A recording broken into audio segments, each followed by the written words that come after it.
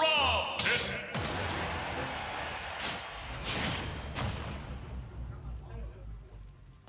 3, 2, 1, go!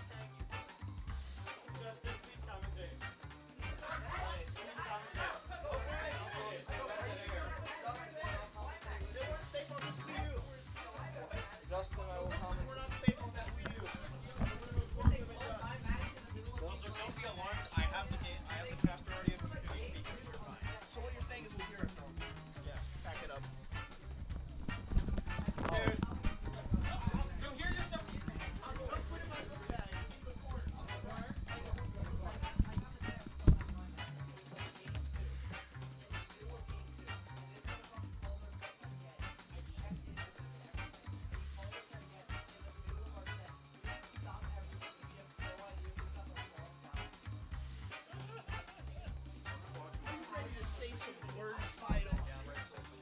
Okay, make sure your mic is directly from your mouth because I just watched the commentary I did the other day. And it wasn't? Inaudible.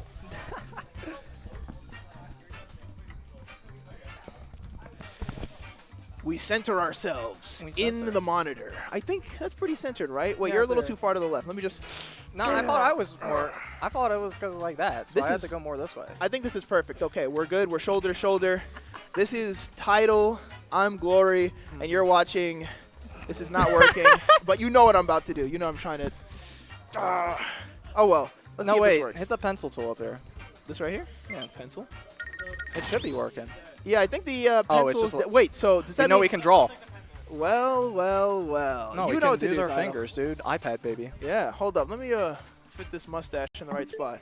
iPad, baby. Hold up. You can actually just clear the drawing like this. Thank you for Yeah, Thank don't you for mention it. teaching me.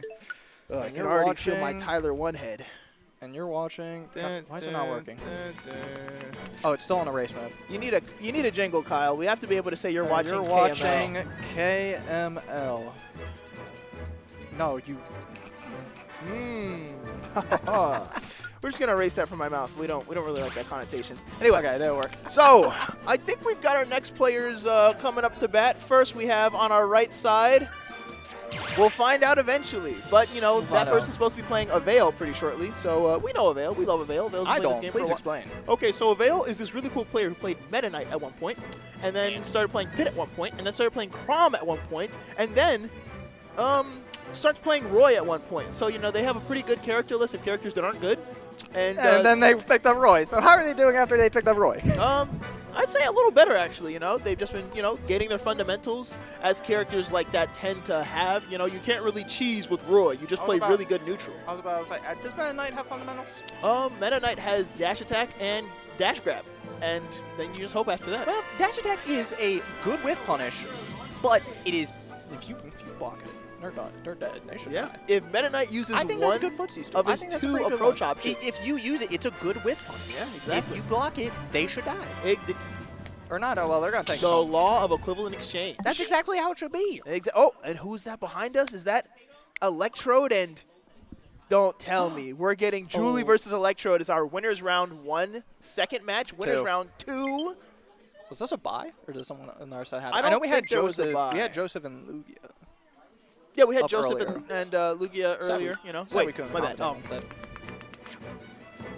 did they change the tag? my name is Apple. Yes. Oh yeah, no. We're not Sorry, biased here on I called them. commentary, I called them by their name because I know them like that. Exactly. I I know call Paul. all players. They sold me a 3D printer last week. That's 2 weeks amazing. ago, I went kayaking with them about a year ago. I fell in the Oh pond, yeah. had some delicious pond scum. I was like, ooh, I don't know if I'll survive till the next year. And here I am. Infected your lungs. Had some pond scum, you know. Leg feels a little weird, but I'm still doing well. Dude, tell me about it. So when I was doing a capstone project, I learned I did not handle carbon fiber filament correctly. Ah, yes. I did not handle a respirator. I did not use it with gloves. A year later, I should be fine, but I don't know symptoms of mesothelioma. That's great. You know what they say? If you or your loved ones has been affected by mesothelioma, you are entitled to claim. You are entitled to. Okay, I worked at Safeway. I'm thinking of this Magic Johnson. He's like, "Hello guys, Magic Johnson. Respiratory syncytial virus or RSV could cut it short. Something about your life." Magic Johnson. Yeah, Magic Johnson on the Safeway grocery store. I've heard, dude. I played like once every 5 minutes. I can't believe I forgot the first part, but I have the respiratory syncytial like a virus part of yourself. or RSV. Dude, I walked in that store the other day and I heard like the commercial they have about like the bakery aisle or something. They played that twice. The Winter Soldier code. It played twice in a row. That's psychological torture, dude. That didn't do that. All right, well, again, speaking of psychological torture. A son versus a father. This is like, I don't know, a God of War plot. Yeah, it is. And the son is definitely playing off Sean. I think Bowser, I have come seeking the King of the Koopas, or something like that. Back air, 0%. Ooh, another back air. I think that's not going to kill. Just messing up that Electro. Finds his way back. I'd say it's a little, not entirely even, but you know, it's Bowser. Yeah, Bowser has a really good recovery, not in the distance of it, but more in the very, very obtrusive hitboxes. Oh, wow, that was ambitious. I didn't even know it would go that far. I don't know if Electro did. Yep. Really showing stock. Speaking about things that are kind of surprisingly good, Ludwig, just Bowser Jr. forward air and back air are really disjointed, and they don't really have a lot of end lag, too, so. No, they're insanely safe on what they are. Ooh, is that a bomb? It's one hit. One hit. Hey, man. Getting the hit is the first part that matters. Exactly. They go land the bomb. Oh my goodness, baiting on air dodge, but no air dodge on Electrode's side. They are not scared. Even in percent, but different in stock. Electrode's in a very good position here. Oh, no, wait. We still live that, but unfortunately we can't say the same for Julie as we do the Smash Ultimate Air Dodge in 2026. Hey man, honestly, that's a fault of the game. Yeah, that's a fault of the game buffer system. I will not take it. Smash Ultimate when it's the greatest game and then has the most input delay of any Smash game in history. I would not call that the greatest game. Yeah, but you know, Sephiroth's here. Oh, Sephiroth, you know what, that was great. Yeah. They did him right. They did him right. Only they could do the code right. Speaking of right, can we get right back to the stage? It looks like we can. And now that Bowser's at full rage, only a few hits can even this up, unless the rage gets taken away. That's gone now. Ooh, I would not count Electrode out. Electrode is such a stoic player. Regardless of situation, they are calm. Should we mention the fact that Electrode could always pull out the Zelda in that second game? Oh, that is going to be evil. I feel like they're going with Bowser just as a more consistent starter pick and then feeling it out as is. Right. It's just that I feel like the combo game wouldn't be as nearly as forgiving if this was Zelda that was getting comboed. You're right, but however, I think Zelda's combo game on Bowser Jr. would be very forgiving for Zelda. Yeah. Especially with that lightning kick. That big, giant, smiley face cart. Why didn't Bowser Jr. just leave it at home? Uh-oh, watch out. The setup. And then you can whiff it for free. That Ghost Koopa that was standing right there felt every hit of that. Ooh, nice cover. Oh, not a combo. That's going to kill. Ooh. Oh, it looks like I'm right. Julie holding it to the blast zone there to make the commentator true. You know what, just a little bit. Dash attack is not going to be killing here on Bowser. Was that 2 air dodges? Ooh, the punish. No, it wasn't. Okay. was Oh, one. watch Ooh. out. Getting started here. Max Rage Bowser. All it takes is a smash attack and a dream. But maybe this dream isn't over yet, as we still have our up B. This could be it. Oh, but it looks like Julie doesn't miss This these angles. Yeah, that was pretty much. Can't do much there. Hitting with the iconic Bowser forward tilt fork. One of Bowser Jr.'s most iconic moves where they take a fork and they poke it. I want to call it iconic, but yeah, sure. Yeah. To each their own. You know, I mean, it's one move that we've all seen before. You know, you have seen the fork probably this morning, this afternoon, you know, just enjoying Yeah, you're your going to meal. see the fork pretty soon. Justin. Ah, okay, good to know. Well, It's hopefully going to be the last thing you see. hopefully I'm not getting 2-framed. You know, I'm not trying to open the door and there's a fork waiting for me as I open the door. But we will be seeing another door, another opportunity to win a game. Bowser staying online, and Small Battlefield is still the stage. We were talking about that earlier, that they may switch to Zelda, but they're sticking with Bowser here. And this first stock is showing it was the right decision. Ooh, kind of a reverse of the other game. Electro taking the lead to start off strong, almost 100 on the board. But looks like Julie here wants to repay some of that damage with another throw of their own. But Bowser's got that up B at a shield that really says back off. Killed. Bowser Jr. isn't right. That almost killed. That's crazy. That almost killed. Yeah, that was more center screen. I'm not as surprised, but I was more surprised about the turtle shell. I think Side B's really been showing out for Electrode in this second game here. Genuinely just saying, oh, you think I'm going to hit your shield with a landing aerial? Yoink. But no jump there. I just saw Electrode waste that jump, and thankfully, dead. Thankfully, they're dead. They had to recover that way for that. But Julie's at 150. Anything from Bowser's going to kill, and yeah. That's the most killy kill that you could ever get as Bowser. Hey, man, the side hit of Smash. Huge ladder starter from here. Ooh, but the sour choosing to spot push to the him sweet off. spot. I to get the edge guard.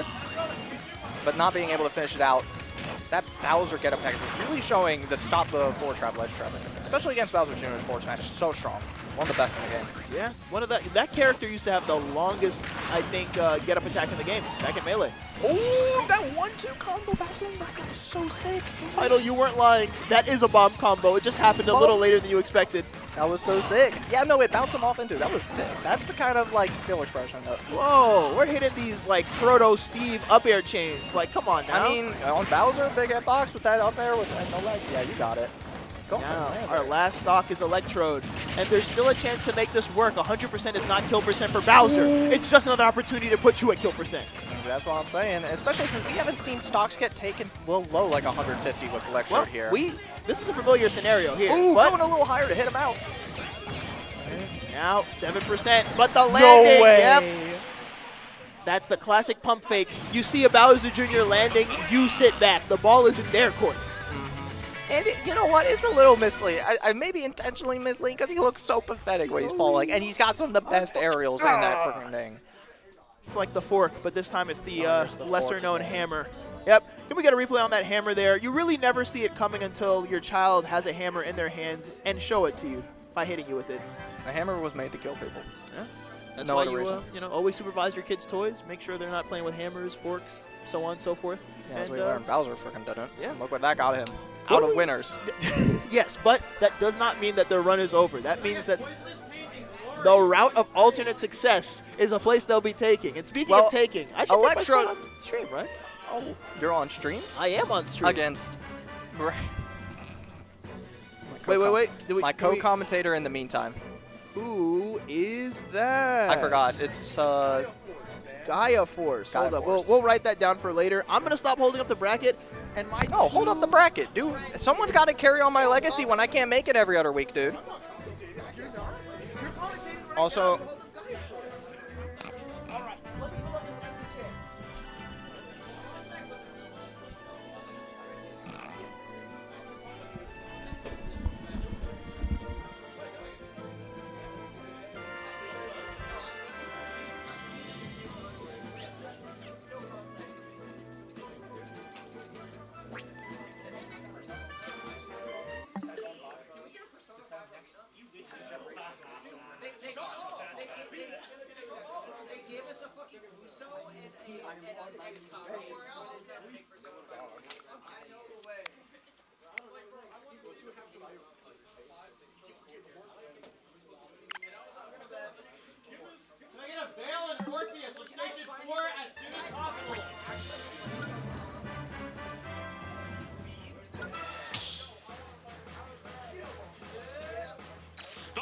battle.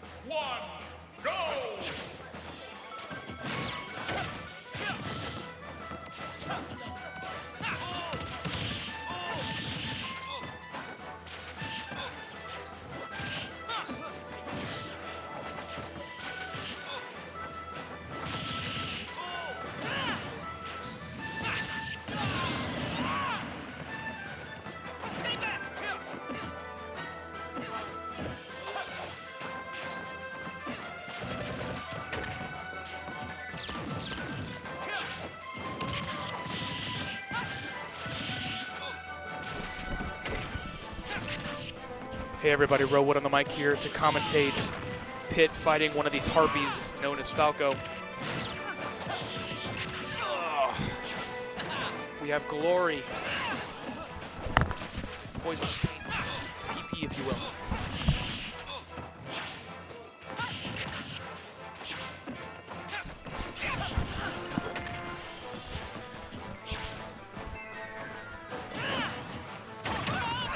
So far, Glory doing a really, really good job here, showing you don't need much. Like you're an all-rounder character, so you're like a B- in every way. And if you are a good player, B- in edge guarding is really all you need against Falco. Those B- all-around characters are pretty good against characters with really, really obvious weaknesses like Falco. Oh, nice double up there on the down tilt. Am I supposed to be hearing myself? Okay. That's a little weird, hearing myself come out of a laptop right next to me. But that's whatever. Kyle, am I supposed to be hearing myself out of a laptop right next to me?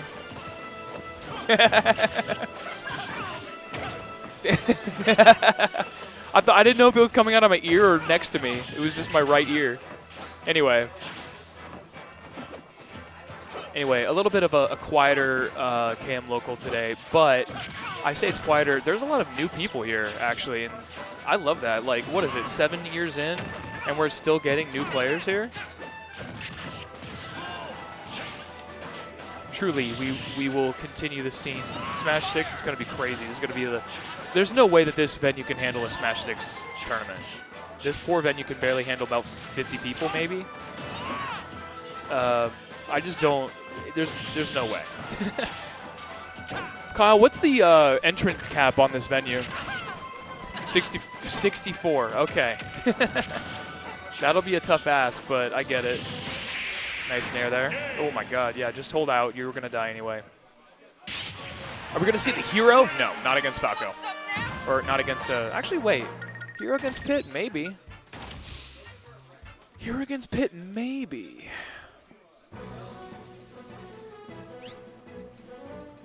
Doesn't Poisonous Pain play another? Oh, they play Lucas. What happened to the Lucas? That would be pretty good in this matchup, right?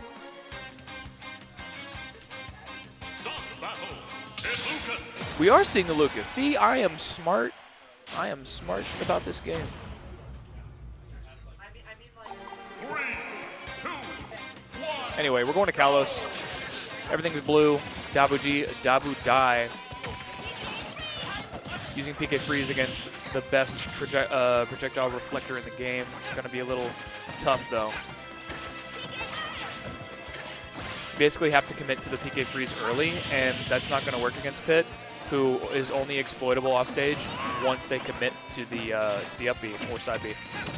So you're really not going to be able to use PK Freeze as an edge guard tool in this option, or in this matchup. What are we going to see instead? At least you have Zaire to recover with this time. You don't have to worry about the typical spacey offstage shenanigans. Offstage exploitation. Granted, Glory is still letting these arrows hit. Are we seeing a grab? No. Gloria's still hitting these arrows on the Zair recovery, so even if he's not killing off the stage, he's still getting good damage. Dash attack not going to kill yet. But we are getting there, fellas. 51%, still not enough. Yeah, you're going to need a little bit more absorption there, but that's something. Why didn't that absorb? What? Ugh. Glory keeping the swords flying. I wonder how the snake grab interacts with Orbitars. Can you just like nab right through him without being pushed back at all?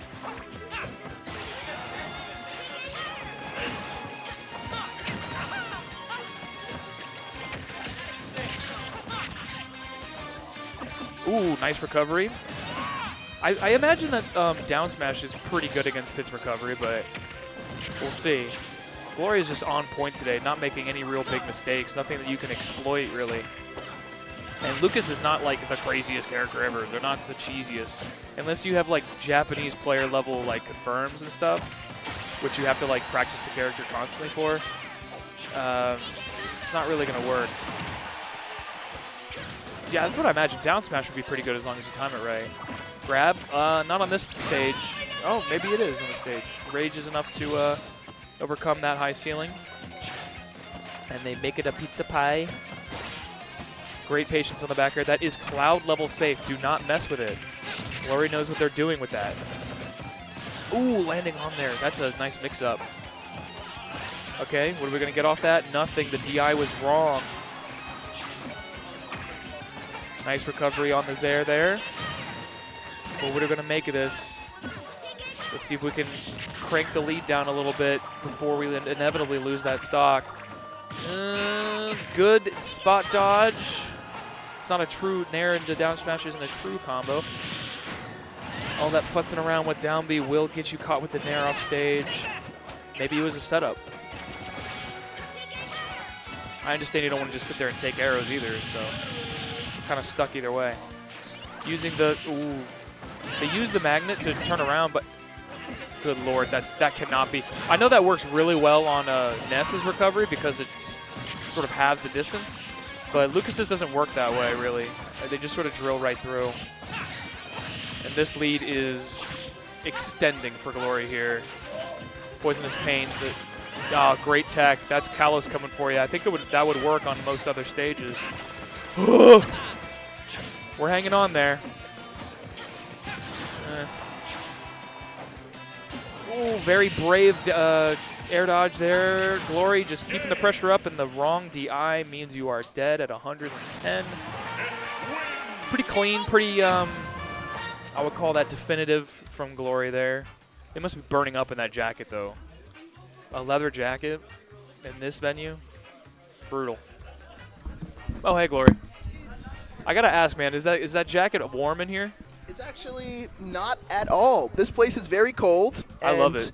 You know, once you start playing Smash Bros, all the blood leaves your extremities, like your toes and your fingers, and you just need to generally be warm. That's all. It's actually true. People underestimate just how, like, you ever play like a long, thinky set for like 5 games. And you, at the end of the game, it's really close, and you just, all that adrenaline, man. Yeah, it's like what's happening to me. I know, right? You're like, there's no way I'm playing a video game. How is this happening? But your brain is just like, lock in, cortisol spike, let's go. Exactly. High cortisol moment, as they say. Yeah, but this time it's a good thing. Yeah, this is the cortisol right there. You know, that's low. I can't really spell. And there's high. That's where it's at. Is cortisol asymptotic like that? I don't think that's how it works. This is usually how it's portrayed on like Instagram Reels. So you know, that's how I kind of use it. Like the bastion of knowledge. Like an RPM meter, like it's like a rev counter. That's a lot of cortisol you're using today. Yeah. Yeah.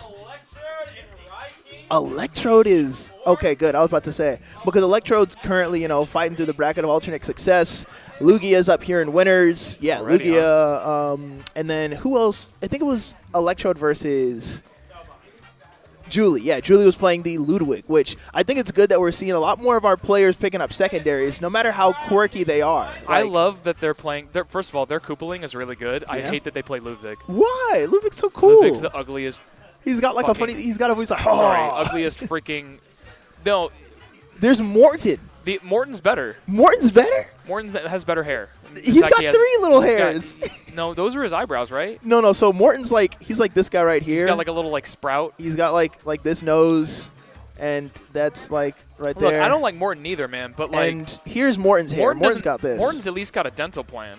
And there's his funny star, because he's got like a star on his eye. That's cool though. See, he looks like Kiss. True. I didn't think about that. Yeah. But there are musical references in a few of them. You know, Ludwig's got the funny, like, Yeah, he's 18th Beethoven, century. right? Exactly. Yeah, yes. I get it. But you don't like it.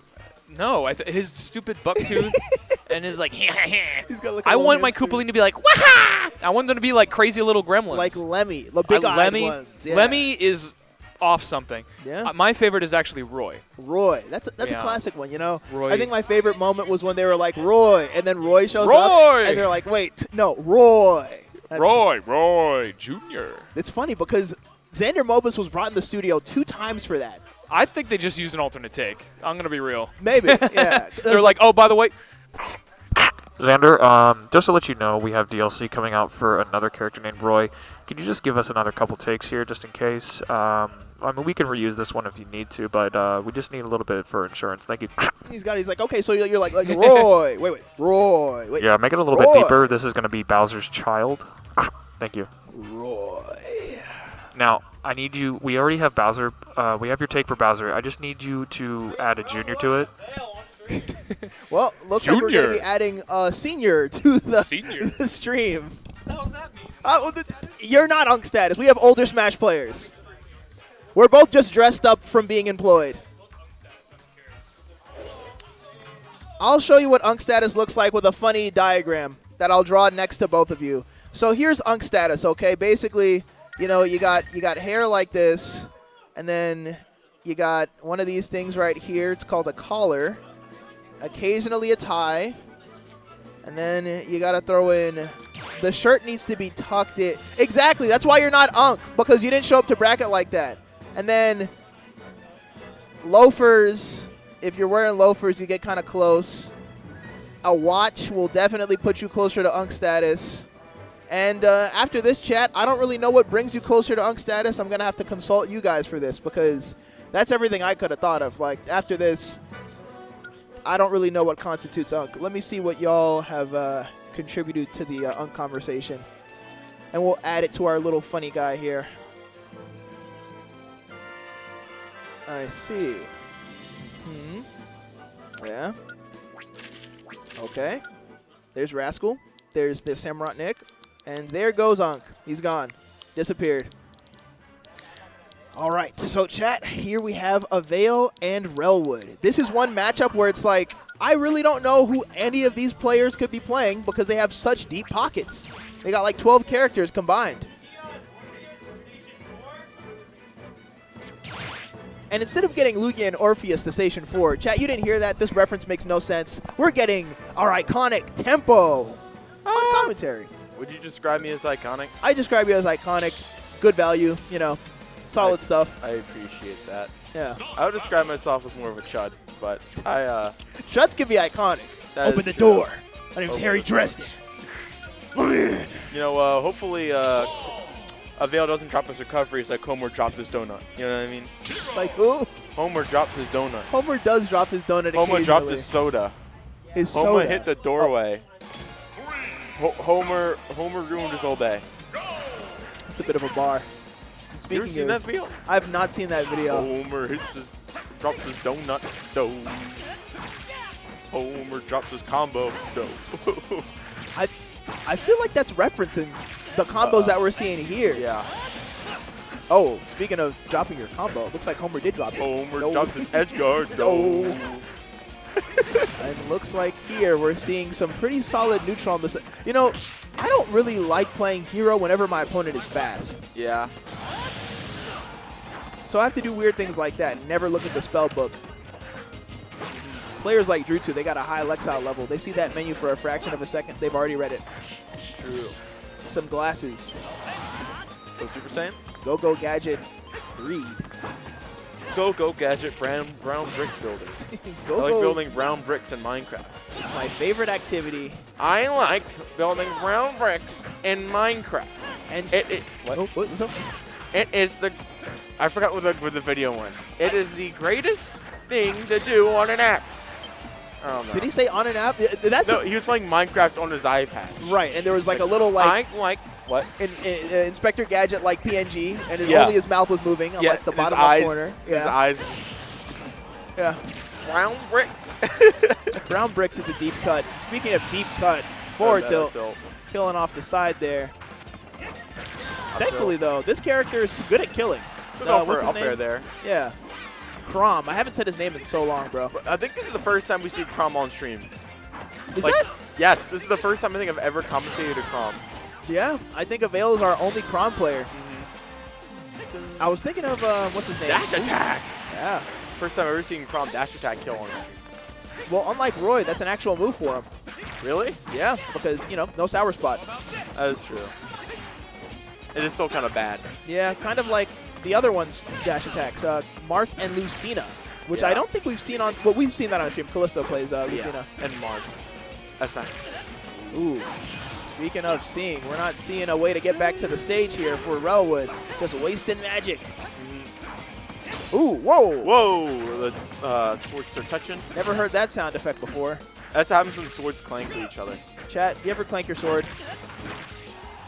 You ever drop your donut? You ever drop your combo? You ever drop your soda? You ever forward tilt at a tomahawk? You ever side B that and then go for a kaboom? Ooh, it was all Rest a in peace, diversion. my granny. She got hit by a critical hit. Yeah. She got hit with a crit. Yeah, hit crit. I think about it every time What? I get hit. Because Accelerado makes you a lot lighter, which means forward tilts will kill. Homer drops his DI. Oh. Oh my goodness, speaking of dropping, this is another situation where as soon as you get back to the ground, you might be in danger. Wait, I've seen this before! Oh, yeah, shit. I should have said on the street. Yeah, that's right. You get one, you get one. No, my bad. Oh no. Oh! Homer lost his stock lead. Oh. So, Homer ruins us all day. No. that's the unfortunate Smash Ultimatism. You were playing against a DLC character as a base roster character, and that simply means that sometimes you'll just die. Yeah. I've played against Myth on stream. This happens. That's just the way it is. And it looks like Work in Progress is in chat requesting a Pit player to play Pit. We will not see that happen. Oscar, did you drop your donut this morning? Okay, hitting up airs. We're not dropping anything Oh now. my God. We're not dropping Oh my God. anything now. It's like popcorn at the movie theaters. That's Just right. in the air. Oh, no, delicious. It's Either me in the machine or getting thrown in the air by people watching my country. Yeah. me when I'm watching the Amazing Digital Circus Yep. final episode. Is that Jax getting screen time? No. Out of this freaking theater. I'm throwing my popcorn in the ground. Anyways, me and Festive have a common, what's it called? Common tag. Affinity for one a of the certain characters. character, I see. Well, Jab back air, just that's like right. I think Kane would jab back air. you're welcome for the follow, Oscar. You followed me too, so I appreciate that. You know, we call that, follow for follow. Mm. It's the law of reciprocity. How about side B not hit?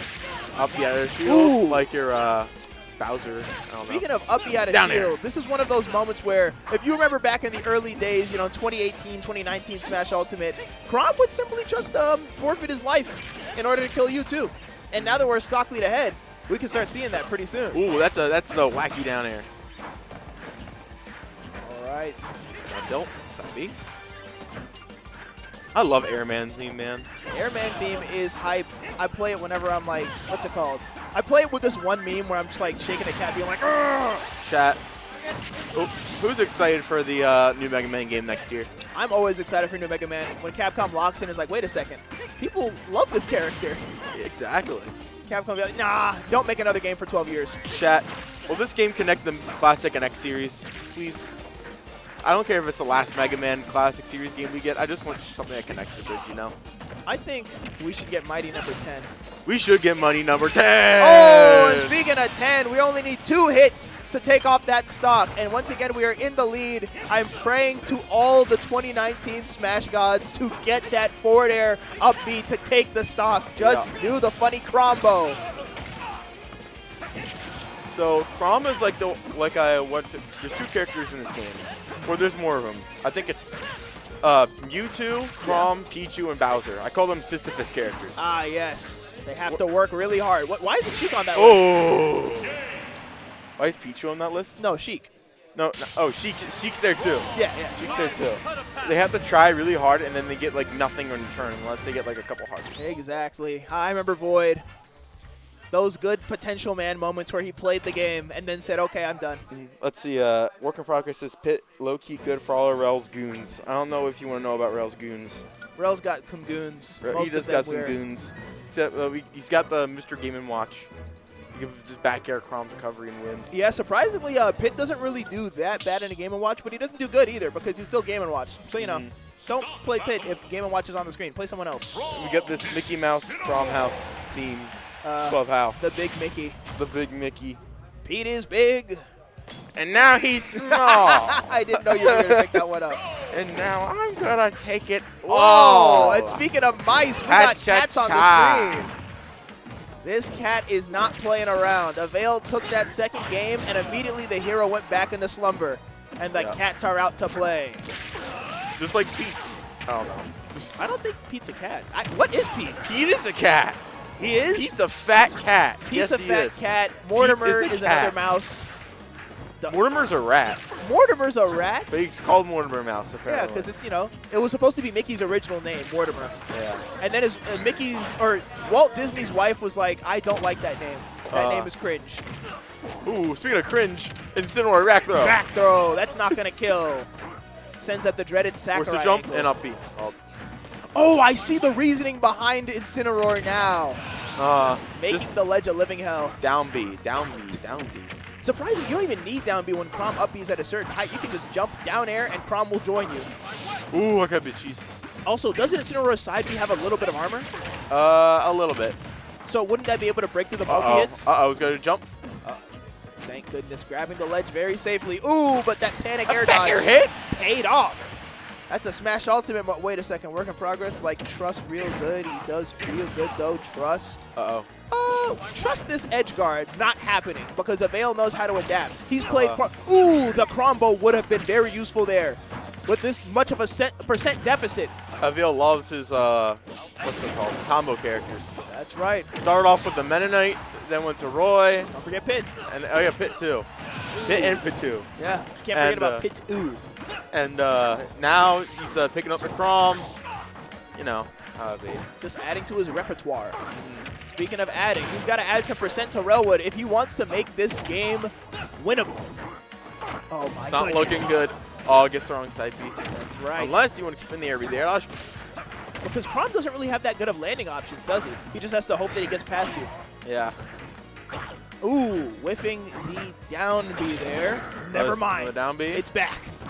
He's juiced. He's looks maxing. He's loose. He's flame maxing. Bro knew he was gonna go for the Ooh, side B. double nair. No That jair. nair does 30%, of course.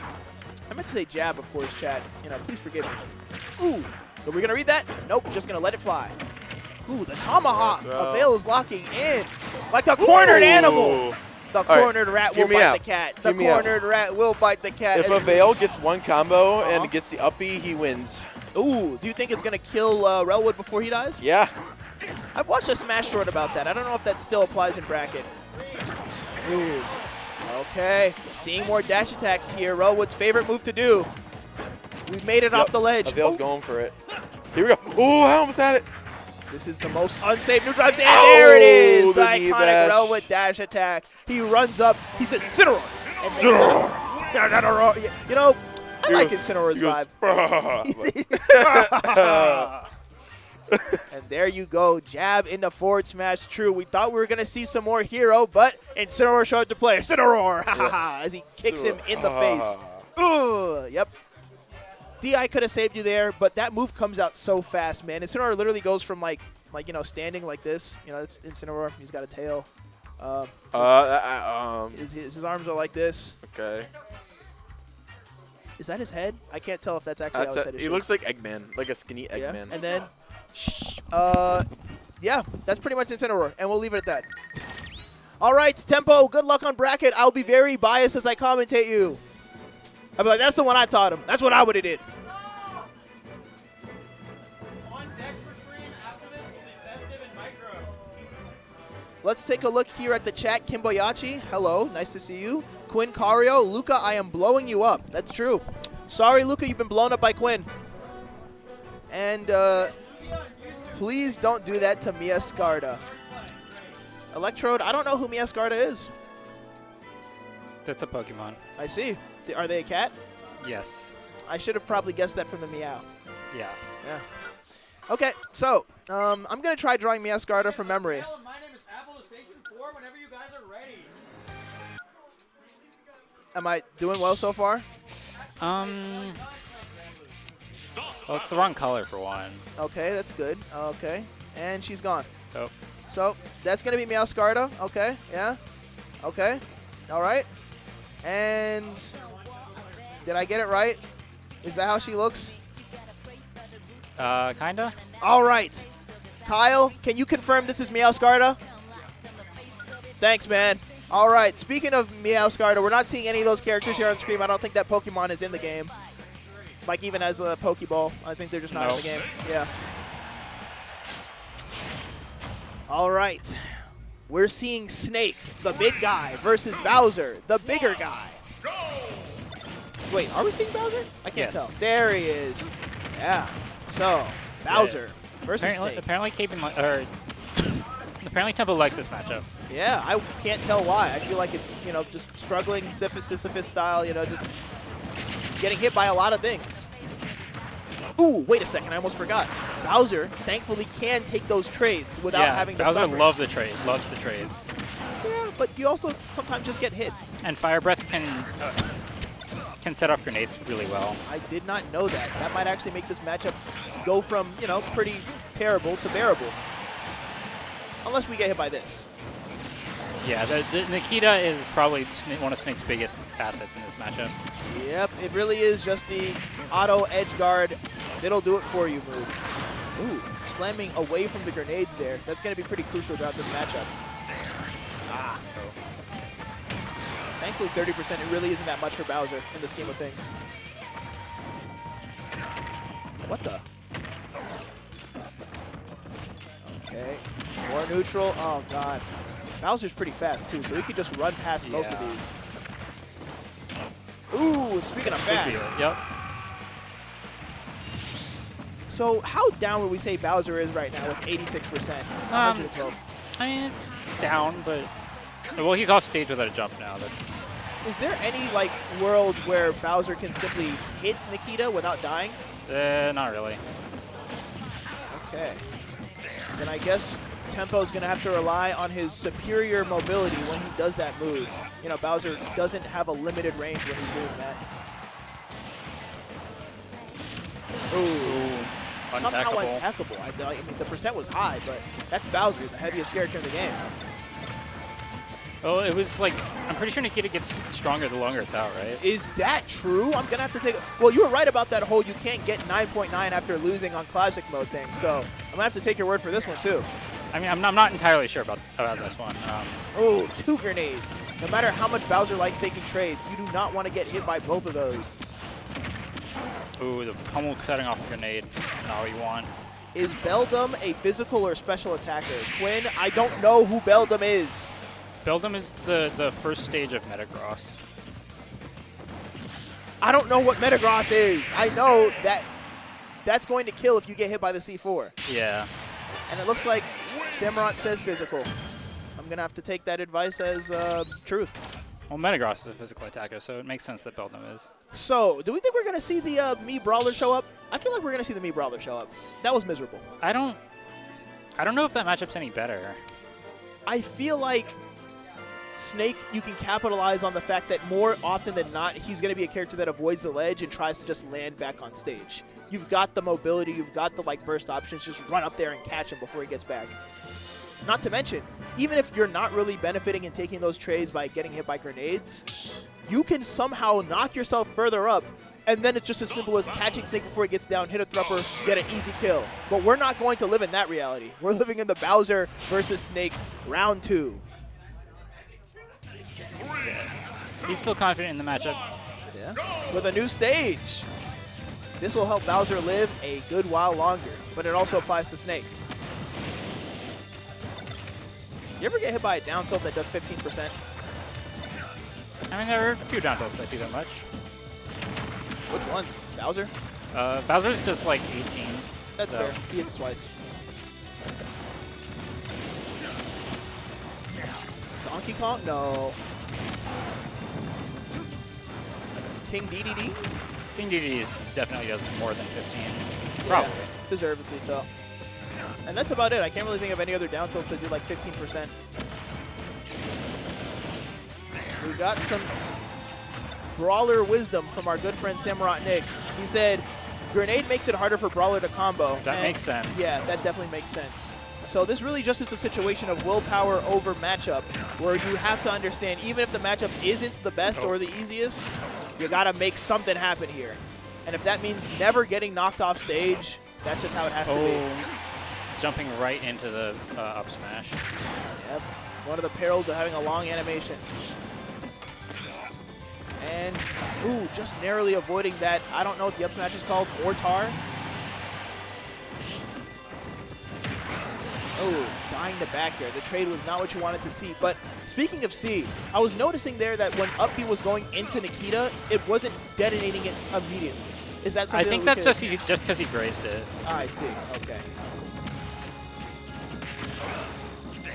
Part of me thinks that the only way to get past these impossible offstage situations is just to try to get as close as you can to Nikita without getting, exactly hit by it. So, weaving into That should be death, yep.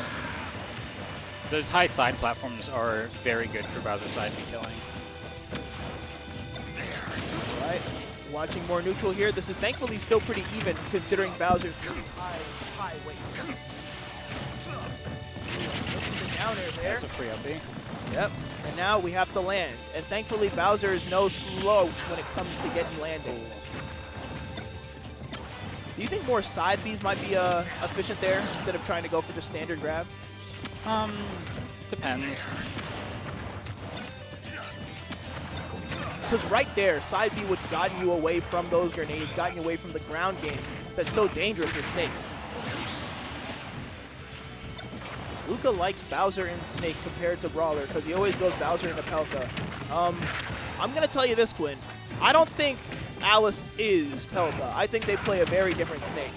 And we're seeing that here as tempo's at 85%. Still possible to make a run back. Still possible to, make this work.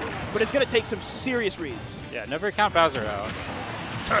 You telling me. Okay. Making the most of that up throw there.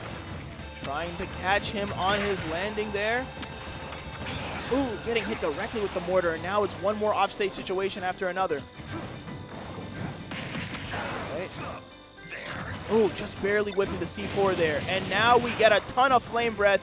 This has become an even game. B. The next hit's going to take it no matter who hits it. Oh, forgot where the C4 was. I should have closed my dirty mouth. It looks like unlucky. I mean, Alice took the game 2-0. Just playing safe, reliable Snake. Look at that. Wait. There. Forgot where the C4 was. And Electro, remind me, is that how this happened too? Yeah, pretty much. Second verse, same as the first. Yeah. So let's take a look at our good friends in chat here. Chat, if you can't hear our voices, that's probably because you're watching ads. And if you're watching ads, consider subscribing to KML tournaments with Twitch Prime. You can use Twitch Prime, if you have an Amazon Prime subscription, or you can just subscribe through Twitch through normal means. So that way you can avoid the ads and support your favorite local tournaments. So let's see what we've got upcoming here. Is that? Hold up. Kyle, I don't think these ads are updated. Yeah, Kyle, I don't think these ads are updated. We still got Duke It Out 4 on here. Wait, really? Is Patchwork still happening? Wait, then I'll talk about Patchwork. Guys, remember Patchwork? Remember that fire alarm? That was pretty cool, right? So that's not going to happen this time, but we will be having Patchwork happening in North Carolina. It's going to be on the 20th. It's going to be going to the 21st. That's right, 2-day event. So if you missed the last Patchwork, you wanted to be a part of Smash history, you're like, oh, man, I really wish that I was there when that fire alarm was pulled, then you can be there this year. Just make sure you don't do that. That is a federal crime. And what else do we have going on here? Is that the G Weekly? Fridays at 8 p.m.? Any Street Fighter fans? Well, this isn't Street Fighter. This is Guilty Gear Strive. They just... Yeah, no, very different games. Exactly. Not the same. Neutral's different. You know, gameplay advantage state is different. Characters are different. But you know what's still good? The same old street fighting and Guilty Gearing fun. So if you like fighting games, you like the FGC, show up Fridays, 8 p.m., G Weekly. Huh? It's not Geekly? It's G Weekly? It's Geekly. It's just Geekly. What's G Weekly? In DC? We still have DC tournaments? Oh. Well, chat, it's a good thing that G Weekly doesn't exist anymore because G Weekly's all we've got left. Play Guilty Gear Strive. It's on. Who's It's up around. next, by the way?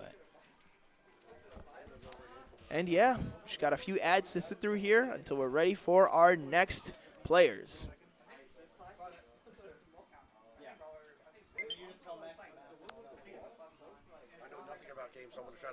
Oh, thank you. Yeah, I appreciate that.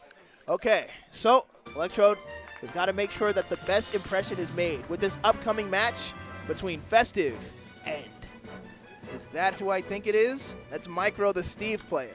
So we're going to be seeing a lot of, you know, breaking blocks, breaking walls, approaching on one side. This is probably not that bad of a matchup for Kirby. I mean, Really? I feel like Kirby has the tools to break blocks easily. Yeah. you know. And Steve isn't fast enough to run away from Kirby, which is helpful. But what do you think Kirby's answer to, like, Minecart would be? That's a good question. I don't know. Maybe Festive has the answer. I'm not saying it's like good for Kirby. I'm just saying probably better. Like Steve, not particularly better against Kirby than other characters.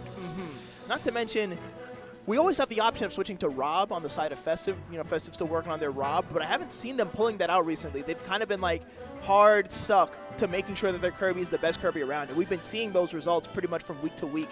You know, Festive making it further into the bracket, always getting into top 8, and, you know, putting the moves on these better players. Yeah. All right, wait, no, don't tell me we're going to Final Destination against Steve? Technically, that benefits both characters, but it's like, to what end indeed? We'll find that out in this game number 1. And forgive me if I'm wrong, Kyle. Is this going to be top 8 yet? Are we in it? We No, are not in it. This So is this the is still same. best of 3. Yeah, this is still quarters. Ooh, this is scary. That means there's not really much room for adaptation. We'll find out if that matters. This game 1. Okay. Ooh, breaking past the walls, getting into advantage state, and Minecart has been ignored. And here it is, the thing that I feared the most. Even though Kirby's a lot lighter, you know, 41%, that's pretty much the equivalent of taking 60% if you're a midweight and 80% if you're a heavyweight. This character's going to die a lot earlier to things like Diamond. Okay, jumping past the walls. Oh my goodness, you were not lying, Electrode. Yeah. Oh, evaporated. Kirby's got good damage and good frame data. Something that Steve can only say in one aspect. No, Steve has both of those too. Forward air is not the fastest move. Up air, though. Don't get me started on up air and up tilt. Ooh. Trying to get the 2-frame there with the dash attack, but Micro standing up at the perfect time. Ooh. Almost forgot that Kirby doesn't actually need to break both walls. They can just break one and just start running. I mean, actually, no one needs to break both of them. Right, you can just run under, then the top wall breaks. Forgot about Yeah. that. Ooh. Good back air. There you go, yeah. Some might call it a nice back air. Yeah. Now we see Micro. Also, 1 diamond online. Now we see how much this starts to affect gameplay. Festive hasn't been getting hit that much, but now one hit could spell death. Oh, there. Yeah. That hit was Micro potentially- wants it too. You can see him. He's locked in. He's focused on the player camp. But you can also see it on the side of Festive as well, trying to stay as evasive, but also keep the pressure on, style-wise. Oh, there it is. The minecart. Okay. Now we're seeing some safe pressure. Ooh, Micro really trying to force the kill. Ooh, the no-impact land there to try to throw off Festive, try to get him to swing early. And speaking of There's swing, the back air. Yep, back air is taking the first stocks on both sides, but Diamond's still very much online for Micro, and a huge chunk of iron as well. Okay, not getting the trip there, but tripping up Micro with a few more, you know, just hits in neutral, some tilts. Okay, once again, I think you were right about that whole frame data thing, Electro. Genuinely, this entire matchup has just been, oh, well, let me not speak too soon, Yeah. but so far, it's been Micro trying to get into advantage state and Festive just pressing faster frame moves all over him. Yeah. That could change very quickly here. Minecart is still very much online. Down here is still very much online. But if you drift too closely, you get hit by it. No minecart. Ooh. The pickaxe is broken as well. Yep. And we are on FD. Ooh. Oh. I mean, Block's saving him from the spike. yeah, playing a little bit of ping pong with the walls that you built. I could see a run-up dash attack on both sides here, taking the stock, but he who waits a little more benefits more. Okay. You see an edge guard here, because down air is one of those things that I feel like would really impact Steve and his no hitbox having up B. Steve has a lot of different angles he can use, though. It's not quite as big of a deal. Right, but he always has to come back to the same ledge. So I feel like Festive can benefit. he can always by just go on stage. That is true. Ooh, and then we see that SDI video coming to play here. Because we practiced a little better SDI, we could have gotten out of that situation without taking 72%. This is pretty much like a death sentence. Okay. More stalling, more waiting. Will we see the minecarts? No, we'll see. That's... Oh, dear Lord, it's over. Yeah. Unfortunate. That misinput side B was not good. There are certain moves that characters have where even though Smash Ultimates tried to like make everything slightly useful, that you still never want to press. With Pit, it's side B. I don't think Zelda has any moves that you don't really want to press besides like forward throw, maybe? Forward throw can be used for getting people off stage. Yeah. So Din's fire, like, yeah, even that move has a use now. Oh, walking through the block there. Bit of a, we made this character during COVID-19 moment. All right. And once again, this is the matchup that I expected to see. Just watching a lot of Festive trying to run towards Micro there. Just getting shut out. Ooh, there it is, that downer that I was talking about. If only it only took place a little earlier, that hitbox wouldn't have been a problem. Okay, back air is here. Ooh, parrying the minecart. The up airs, the up tilts. We're now at advantage state. Will we see another? There we Good go. edge guard. Yep. That's the really scary thing about playing Festive. There are moments where you think because of Kirby's slow like air mobility that you're a lot safer than you actually are. But those feet are flying, and they'll hit you sooner than you think. Yeah, he is a deceptively large amount of frame. Yeah, you take a look at Smash Ultimate frame data, or I guess in this case it's just video game frame data website. You'll notice that Kirby's hitboxes are pretty large proportion of their body. Okay, don't get forward smashed, and you'll keep this stock lead. Micro is still planning to forward smash, however. And now with the Diamond online, we might see a replay of game number 1. Just back airs galore. He's not choosing to use the diamond, though, which is interesting. Yeah, not really stressing. Oh, what was I saying before? Down air, but thankfully still having that minecart Yeah, to the save our life. minecart is very good for recovery as well. Ooh, speaking of good, it's a good thing that we weren't placing down those iron blocks at this point. Okay, are we gonna land on stage? Nope, another minecart. Okay, building very small walls here. Still getting the job done. Do we think that maybe we could see more tomahawk grabs on the side of Festive here? You know, it seems that Micro's pretty dead set on staying in shield.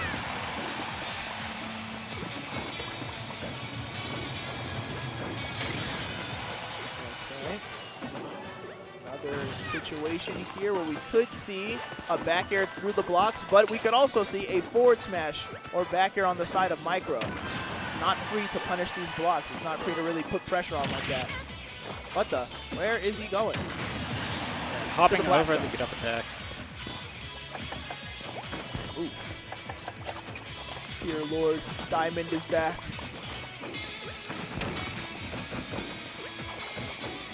This was the most dangerous exchange that we saw the entire game. Moments like those, there were genuinely 2 or 3 moments there where Festive could have died genuinely to a straight hit. Yeah. Oh, smash ultimate. Okay. More safe shield pressure. Ooh, last hit in Nair. That kind of functions like Sonic Nair in a way where the later you hit it, the more combo potential that you have.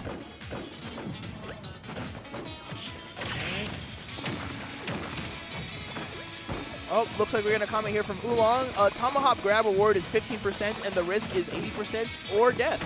That is true. One thing about Steve, you play this character and he'll take you far. You get one opening and that might be the only opening you need. Speaking of opening here, stocks are even, percents are close. All we need to see is one down air, one Randy forward smash, one funny edge guard.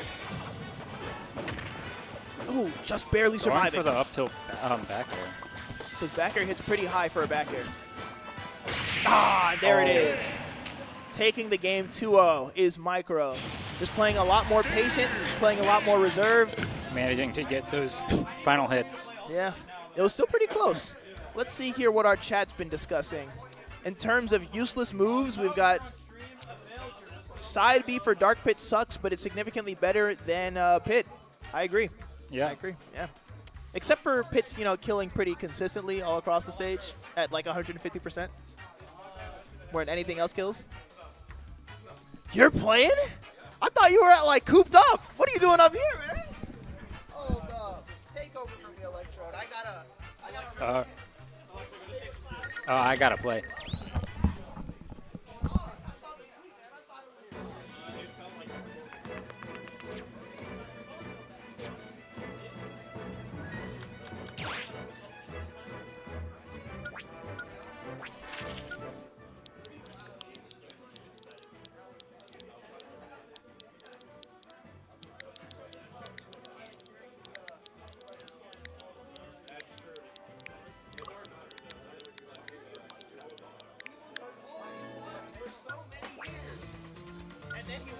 Texas or something with Hero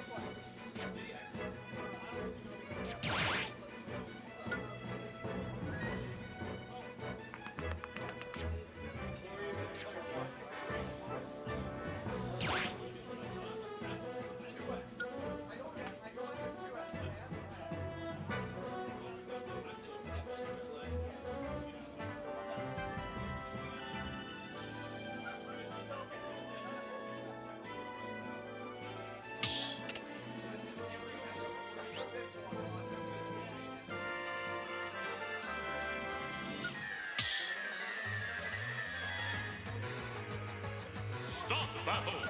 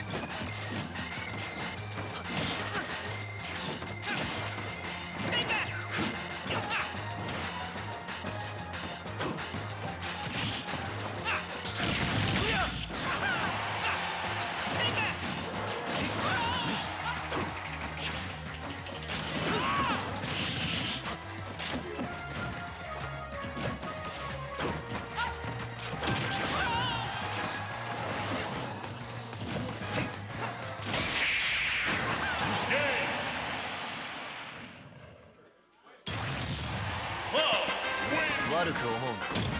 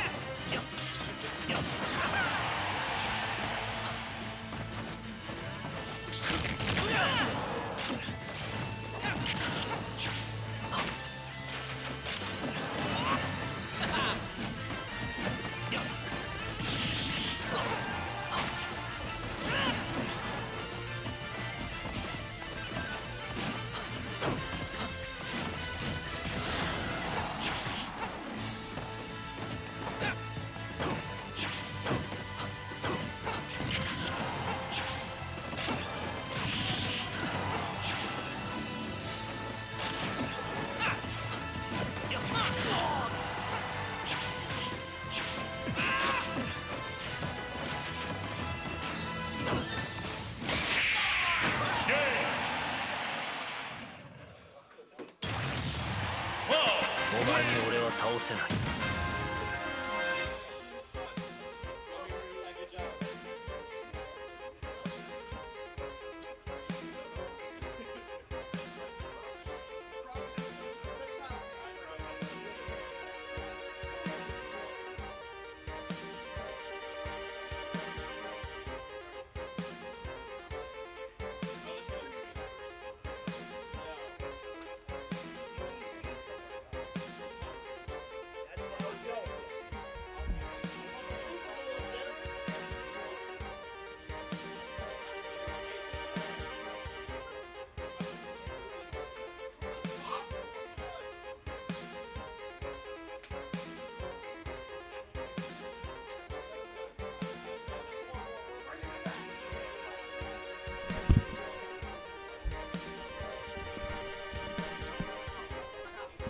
Chat, if you ever end up in a game 2 situation and you just feel like you can make the comeback, but you miss all of your edge guards, no, I could show you what it's like just by playing the game the way I did. But alas, that just means that I get to play more Smash Brothers later, which is a favorite activity of mine. It's kind of why I'm here, like almost every Thursday, if I can. So, next we will talk about, I talked about it before, I said the name wrong, but that's Geekly. That's Geekly that's taking place at twitch.tv/itsgeek, Fridays at 8 p.m. If you want to watch some Guilty Gear Strive fun, you go to the Geekly, not G Weekly. That doesn't exist. It's not real. And yeah, that's the long and short of that. So, as soon as we are done talking about different, tournaments that are happening around this place, we can talk about the upcoming game that we have on stream, Micro. And did you say Relwood? No, you said Micro and Electrode. That's actually going to be pretty hype. And there he comes. That's Micro right over there.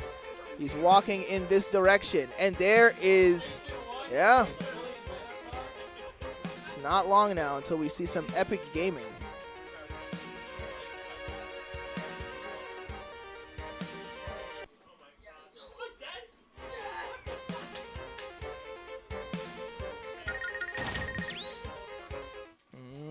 Okay, so I almost forgot. I gotta clear the sketches here and open up my good friend, the chat. That's definitely not. Oh, hey, Kai Wizzy, how's it going? Glory, you seem really cool. Thank you. I'd like to think that I would. Pitmaster 9 would have nared better. You know what? You know what, Oolong? If you weren't a mod, you'd be out of this chat. But you're my friend, and I like you, and you're a mod, so there's nothing I can do about it. So I'll let you have your opinions. We do not have Electrode. We've got Relwood. We've got Micro. And I think this is going to be a pretty hot set because, like I said before, what's up? I got to play Avail right now. Well, chat, you can't hear me probably because, you're watching like 9 million ads. So I'll be playing Smash Brothers and you'll be watching Smash Brothers. Imagine my commentary. See you later.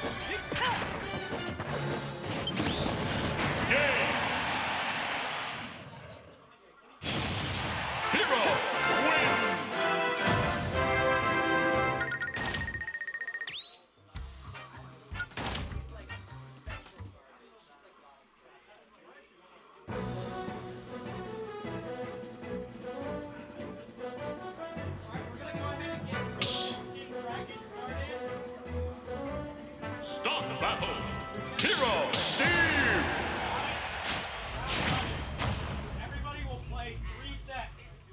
3, 2, 1, go!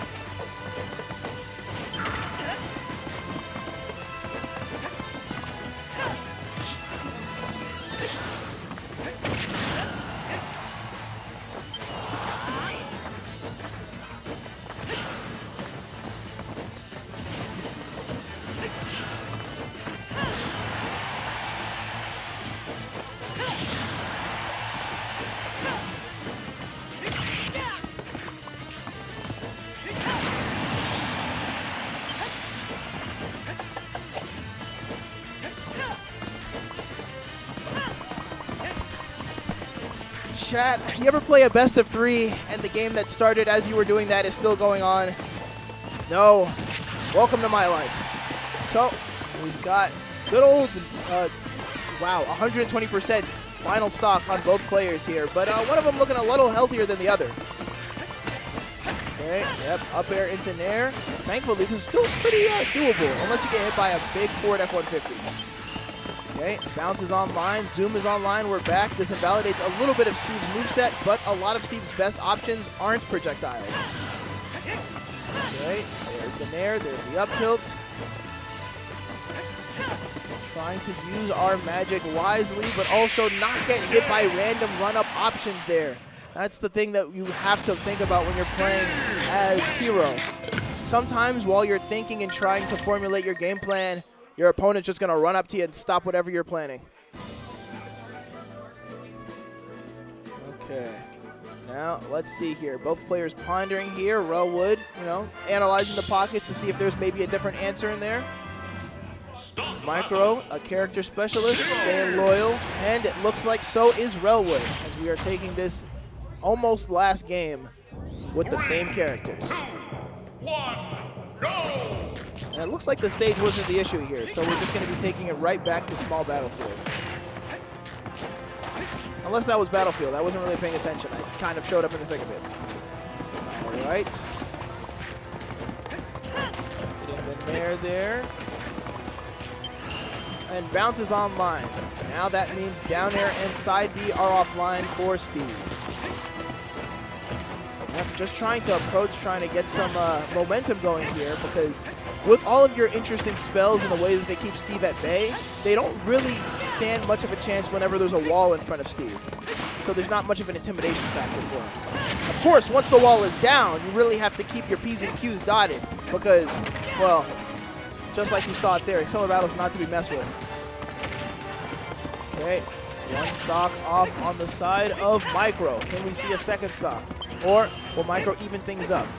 Ooh, out of instinct throwing that anvil there. That would have been the end of his second stock. Okay, another up B to catch the get-up options as soon as we see a twitch. All right, Accelerado's back online, but Hero's percent is really high. So Relwood really needs to make sure that they're careful on how they approach, because this could be the end of their stock if they get too greedy. Okay. Blocking every hit of the up smash and just leaving back to neutral, the safest option. Speaking of safe, Relwood's looking like he's in danger here. No more magic online. Thankfully, Micro also is a little bit lower on resources than most Steves would like, which means minecart, down air, offline. Ooh, almost hitting the whack there to wrap up the stock fresh and early. And you know that would have killed Chad. Okay. Just barely dodging that back air there. And now that Steve is giving Relwood a little more time to read, that menu is going to start making them glow all sorts of colors. Okay, no throw kills here. Accelerado lets you reset back to neutral, but don't get greedy, because that's a pretty decent chunk of iron in the inventory. Not like we need it, though, because dash attack is taking the stock there. And now we're on our almost last stocks for both the players here, but Micro still has a whole other game to play with, so they can afford to get a little freaky, for lack of a better term. Okay, warming up, psyching up.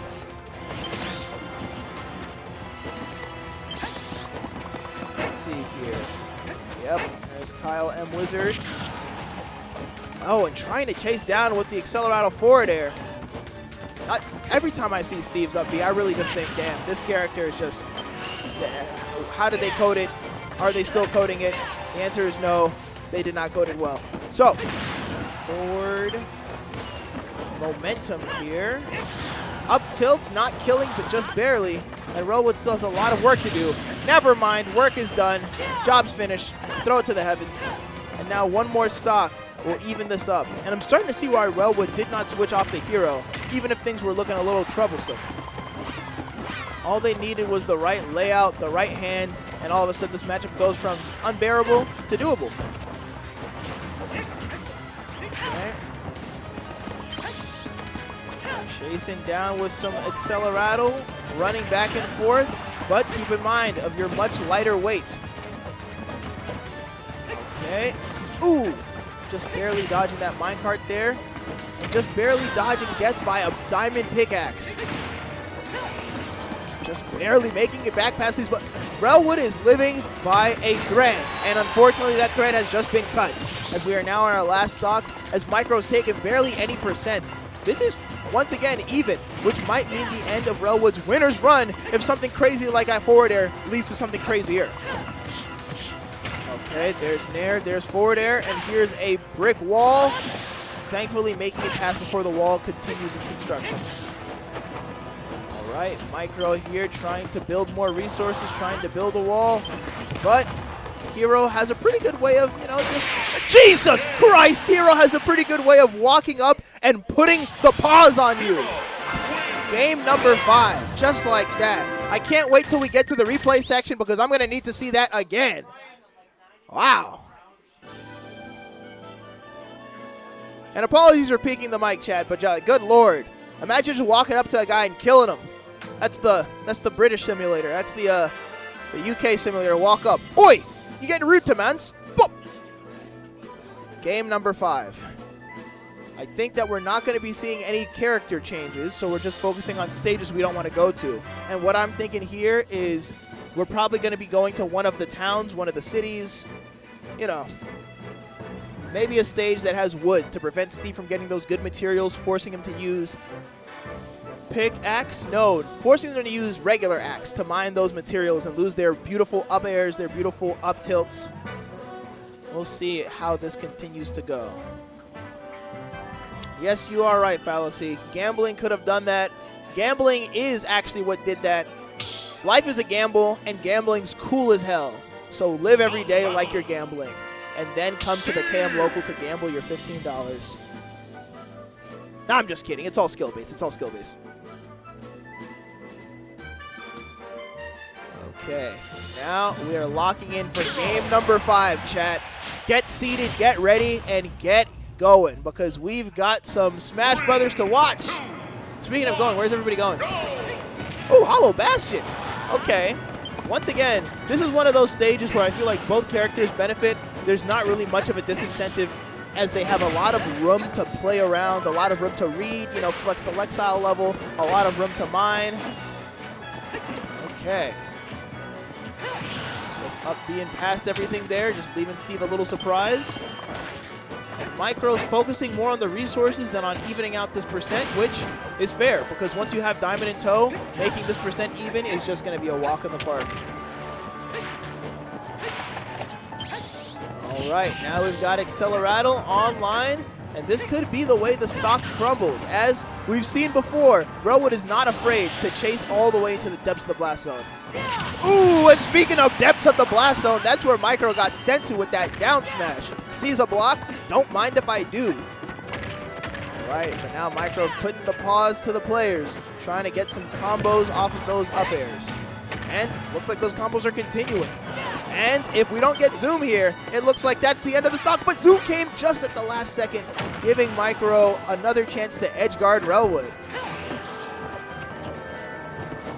Okay, running over, wasting the Psych Up on the blocks. It's criminal that that's a way that you can lose Psych Up.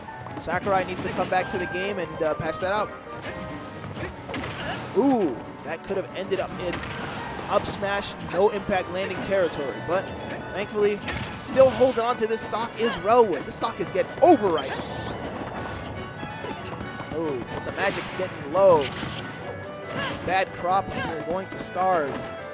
Magic drought, but the magic's coming back online slowly but surely. We've got, 27 here. That's enough to, cast some nice spells. Hopefully it's enough for another Zoom, and it is. Micro's really going to need to start getting these kill moves on stage, because it looks like just sending Hero off stage is not enough to get the job done. So Micro approaching with some up airs, getting a little desperate for that kill. You can't let your opponent know that you're desperate for the kill. You've got to be suave about it. And speaking of a suave nap, go to sleep. That's the last stock, and we are now about to potentially see Relwood take this game 5. Okay, running up is Micro with the dash attack, but Diamond's not online, it's just Wood. And Relwood's feeling a little bit, aggressive, a little bit full of himself, and that's going to eat you a back air. So we're still, pretty far ahead. We've got 0% on our second stock. Let's see if we can keep this advantage state going to get us into winners finals. Ooh, there we go. Up airs, forward airs, and that's evening out the percents, but not the stock count. All right. Can Micro make it back safely? Thankfully, not at kill percent for the up throw there. All right, and the dash attack to once again get yourself some more time to mine. Oh, just barely avoiding death there. Relwood really needs to lock in, make sure that this lead doesn't get to their head so that way they can close things out. Because Micro's going to be playing more aggressive, more intentionally than ever before as they are sort of cornered here at this last stop. Ooh, there's the dash, up, reflect, and there's a big swoosh to send Micro back on stage. Ooh, zap there. Give yourself some more room to breathe, and 169%. This game looks like it's wrapping up, but never doubt the ability of a Steve to make things come back. Unless they get blown up by a huge ICBM. Thankfully, not hitting there. And now that Diamond's back online, there's a chance to get this game back in the favor of Micro, unless no diamonds needed, just a regular back air. Relwood secures his spot in winners finals, and Micro takes the bracket of alternate success. Is that incredible gassy in the background? Somebody turn that off. Get rid of that. Thank you for standing in the right spot, Alice. All right, there's back air. And there's how the first game ended, just a standard forward air to do things as Steve does. But the second game, ooh, sizzle, no kill spark needed. And then this game, I think, is where I started seeing things take place. I think that's a minecart. Nope, dash attack. And then we saw the Randy run-up, I'm going to slice you with hammers, bow! And you can see the hype in Relwood's face there. He knew that that game was his to win. And winners is where he's at. Speaking of winners, we're going to be seeing another winners set here, winners semis. We won't be seeing any winners sets here. Instead, we're going to be seeing some fun advertisements, specifically advertisements for good old Michael's Mods. Chat, you have a controller? GameCube? OEM fob? Well, you're in luck because Mikey's Mods provides all sorts of repairs to classic controllers that you had since 2001, to fobs that have those digital inputs that I do not understand, to even rectangle controllers, whatever those are. If you need them, Mikey can provide them. Make sure to stop by Mikey's Mods at Mikey Mods or MikeysMods.store. Yeah. I don't think we really have any more ads. I think now we just watch like home run contests or something like that. Ooh, better yet, I get to draw that thing I was talking about before. So essentially, Incredible Gassy was right back here, and he looks like this generally. He's like this guy right here. He's got a cool mask. He's got these two eyes. He smiles. He's this big. And that's the last thing we're going to draw. That's no more Incredible Gassy. Because you guys can't see that. You're watching 9 advertisements. So yeah, make sure that, if you want to watch Smash Brothers and not advertisements, that you subscribe to KML Tournaments with your Twitch Prime. I know you have Amazon Prime. You all love ordering efficient, easy products on Amazon. So just give us your Prime. It's simple. It's easy. It supports the channel. It supports your local. And speaking of local, we're now in winners semis on the other side of bracket as Alice steps back into play and into frame. Thank you, Fallacy, for clarifying that you do not have ads, because I have ads, and that's what matters. Quick fist bump, quick character select, that's what I like to see. This is like a year 1 ultimate matchup right here. Kind of takes me back to the better times, Pichu was good, Wolf was good, never won a major though. Okay, just dropping, plucking those grenades, doing quick 16%. Just playing hot potato with potatoes that will blow you up. All right, and there we go. Just running away with these percents here. But Moiru's coming back with a little bit of good neutral. Yep, making sure that they're aware that if you try to touch my shield, you're going to get hit by a big uppie. Back to neutral here. Misinput on the Nikita, but grenades keep every option that Snake has safe. Except for that. You're getting hit by a big cross slash for your troubles. And now it's time for Snake's most difficult task. land against Cloud.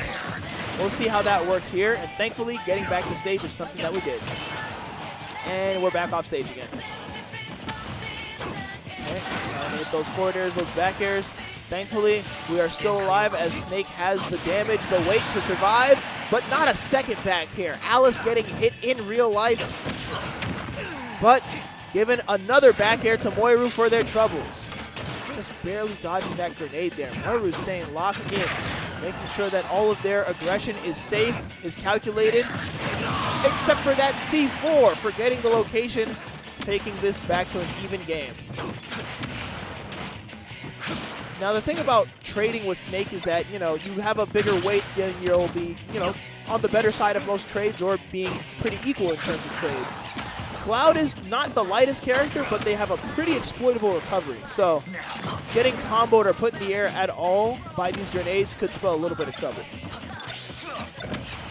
Okay, just playing hot potato, throwing these grenades back and forth. Moiru does not give a damn. Okay, just throwing out some aerials here. Snake down tilt is a safe way to interact with those. Ooh, just barely jumping out of the way. And speaking of jumping right into the limit cross slash is Alice. And jumping right on a commentary is my good friend Relwood, who is now in a different attire. Yeah, I don't know if you could notice, but I was definitely sweating through my work shirt there, so I That's definitely changed. I went in my car and changed shirts. We talked about Smash Ultimate's ability to really get you there. Jesus. Calories during that set. Chat, you want to burn calories nice and easy, sit in a chair and make decisions for like $10. It's kind of like when you do like a final exam. You don't work out or anything, but at the end of the day, you're exhausted. I'm glad that we're at a point in society where our adrenaline doesn't kick in to like help us run away from a bear, but to help us win in winners finals or winners semis. Yeah. It's important. Or to do an exam that's worth 90% of your grade. Good Lord, professors can be evil. 90% of your grade. Oh, sorry, I forgot to tell you that. Yeah, that's how it is in law school. Yeah. So, as we've been clowning and as I've been slowing the stream down, by the way, thank you for holding it down solo commentary for that long ass set. You know how it goes. Moiru's just been quietly climbing up the winner side of things with little fanfare. I'm telling you, I was talking to Moiru when we first played it, and I was like, you know, I saw that tweet. I thought that, you know, Smash Ultimate was a done deal for you, but here we are all these months later, like we never even left. All that momentum is still fresh as hell. It truly is the battle of the Emperors right now. Yeah. I love it. There's too many of them. June is coming up. Oh, yeah. It's your month, isn't it? And speaking of coming up, we might be coming up on game one on the side of Moiru, but never get ahead of yourself here because Snake is never down and out. Sometimes letting that last hit on Snake. Cloud doesn't have any like super crazy confirms or anything. You just gotta hit one of the backers. There. One of those dash attacks. And sometimes it just doesn't kill. Yeah. That's the Sakurai angle. Sends directly to the corner. Yeah, he loves it. He wants people to live a long time so he can keep playing his game. Sakurai's like, continue playing my game, Smash Brothers Ultimate. And then people play his games like, whoa, not like that. Okay. That's so clever. That's so, like, sneaky. I've seen Sparker do that a few times. And now we have our local Cloud player who decides, I'm killing you with swords. Yeah, if I miss, I'm floating across the screen. Have fun, bye. Why would you even go there? Why would I even go there? No idea. Are you talking to the Are you talking about the ledge? Yeah. Explain yourself, Oolong. You have 30 seconds. We will remove you from chat. Why would Snake go to the ledge? As in unlucky. Oh, yeah. So why would Snake go to the ledge? Because Snake is trying to set up a ledge guard against one of the characters with the worst recoveries in the game? Snake wants to pressure people. Throw bombs in places where you don't want bombs to be. I mean, let's be real. Sometimes the autopilot kicks in. Sometimes the Snake is like, oh, edge guard time to do this. Yeah. It's like a grocery list. Ooh, nice little C4 set up there. Got the grenade setting that up on another C4. Are we going to use that now? Okay. You know, just taking a quick trip on the, what do you call that? The Cypher? You know, just, the Cypher. I like to know the Smash move names. I actually say them. Apparently, Pit's Nair is called Spinning Cutter. Spinning Cutter, huh? Yes, and his forward air is called Forward Cutter. I like the I like Dr. Mario's attack names. Like up smash his ear, nose, and throat. That actually got a chuckle out of me. Yeah. It's pretty cheeky. And the F smash, the defibrillator fist. Ah, that's fair. Yeah. Yeah. Well, that's clear. Yeah. kills you. Oops, that was too much. That's what happens when you defibrillate a living person. Oh, you're right. Yeah, I turned the heart off. My bad. That's just what it is. It's just an on or off switch. Uh-huh. Quick, do it again. Turn it back They're on. off stage. I can't reach them. Speaking of reach here, I don't know if any of these explosives are reaching Moirus. They're just... There it is. Okay. The grenades. One of the grenades fell out of Snake's pockets. Yeah. How did that get there? I think Moira was content to just, oh my god, these clever, like, little, like, haha, funny haha, back on ledge things are getting a lot of mileage. And getting out of hand. I feel like every single one of, like, there's always multiple people in this venue that has a character that's like, what if I got on the ledge and did something silly? Usually it's side B. Yeah, don't talk to a villager about that. They have personal feelings about never doing regular get-up. Yeah, in a front. The Lord gave me all these tools. I'll use all these tools. Yeah. What if I slingshot for the 4th time? They'll never guess it the 4th or 5th time. Speaking of never guess, we are never getting close. As surprisingly, Climb Hazard's a pretty good, or that's the up beam. Blade beam. Blade beam, thank you, is a pretty good projectile for simply telling Snake, you show up to me. The ball is in my court. Yeah, it seems to, since it crawls along the ground, it does also blow up any grenades that might be sitting there. So it's a good like little broom to clear up the stage. I like that terminology. Broom is pretty accurate. Yeah. He does like sweep it like a broom, yeah. Yeah, me when I sweep the dust and the dust takes form. What? What? And just barely surviving there, and by barely I mean not. See there, Alice reacting in real life, in real time. They got hit by that back air and it hurt them. That neck is busted. Ooh. Okay, yeah, let go of that. You know, I feel like sometimes I feel like ESAM where I'm like, I can parry that, and then I don't parry that. I'm like, damn, Either way, ESAM's gonna begin. anything's better than holding shield through that. Yeah. I feel like, actually, I don't know what Cloud can do at 0 with a shield break. I think you can roll out of forward smash is still a pretty strong move. Yeah, I guess it'll just let you get another limit up. Yeah, it's true. Just let the guy wake up and charge while you do it. Maybe push him and do some sort of down air stuff, like forward air down air or whatever, or up air down air. I think that would be like back hit of nair down air. Or like a falling up air, forward air situation. I don't know. Yeah, falling up I'm air. sure there's forward something Cloud can do at 0 to kill. Now that we can push people in yeah. Wow, great job recovering here. A Cloud living to 182 against Snake, who has like not that heavy. No, he's not. He's like midweight, and Snake is like, I'm gonna kill anybody off stage on site. Yeah. So. Speaking of kill anybody off stage, even though we have a decent lead on the side of Moiru here, damn, back air and a jab. You don't see that every day. That was kind of nasty. I know it wasn't the most damage in the world, but it looked like it was. It was pretty stylish, you know? It looked very controlled, And it very blew up calculated. grenade too. I was talking about how Moiru could always get sent off stage and Nikita and immediately lose the game, but I'm not really sure that's going to happen anymore. Yeah, they're holding center huge here. Oh, wait. Yep. Holding on to their jump like it's worth gold. It is. Sure is. Ooh. No, the Do it. forward tilt. We're all thinking it. We're all thinking it. Ugh. Yep. Still, hey, they still want to make it into winners finals against you. So do it. Do it. Do it. Do it. Do it. they are reserves. They are not. Oh my goodness, they did it, but not what you were thinking. Hey, blowing. Snake said, "Hold up. You ever see a 90-degree angle? Let me draw that for you." Snake is like, so it goes to the left. What the heck? Who is that? There we go. Chat, you see that one? Hold up. Once we pause it, I will draw it for you. Pause. Wait, no, unpause. There it is, chat. Take a look. There it is. That is so That's a crazy. 90-degree angle right there, chat. Think about that the next time you open a box of pizza. What the heck? Usually there's some sort of angle interpolation in between, but no, we're Go not up. doing that. We're doing one into the other. That must mean that hit stun was over. Yeah, you were at the end of the funny balloon knockback. Remember Yeah. when we were so upset about balloon knockback? We were like, it looks so unnatural. I think they actually did modify it a little bit. I look back at some of the I'm doing a pre-release video right now. Ooh. I'm looking back on some of the pre-release stuff. They changed a lot. Some things They've down. changed a lot. I remember when people were like, dude, we can't have the map on the side. That's so distracting. Yeah. Have you ever cared about it at all? It's funny because it feels so much more translucent now. Not to mention, they talked about very clearly in a direct, we can make the map smaller or get rid of it. Ooh. Or bigger, yeah. Options. Yeah, but everyone's like, we gotta make sure we turn that off because like I don't want to be distracted. That limit meter, that final smash meter is going to change the game. It actually did. Yeah. Like we used to have to like count and like 11 sword things. Yeah, like we had to actually like keep track of all that, but Now, there's no waft timer, though. Can you imagine a little clock down there just, That like, would ticking be away? Horrifying. It's like a big garlic insignia, and then the garlic gets greener and greener as the match goes on. I imagine just, like, a percent. Like, Right. Like 1, 2, 3, and it just keeps going, and then, like, at 50%, you're like, all right, this is it. I got half waft. That might be a bit of visual overload. Oh my goodness! Snake and Cloud saying, my people need me. I got to get the heck out of here. Well, we're resetting 2 stocks apiece. Smash 4. Where always had a, yeah, my favorite Smash 4 character. Hi. Snake. Yeah.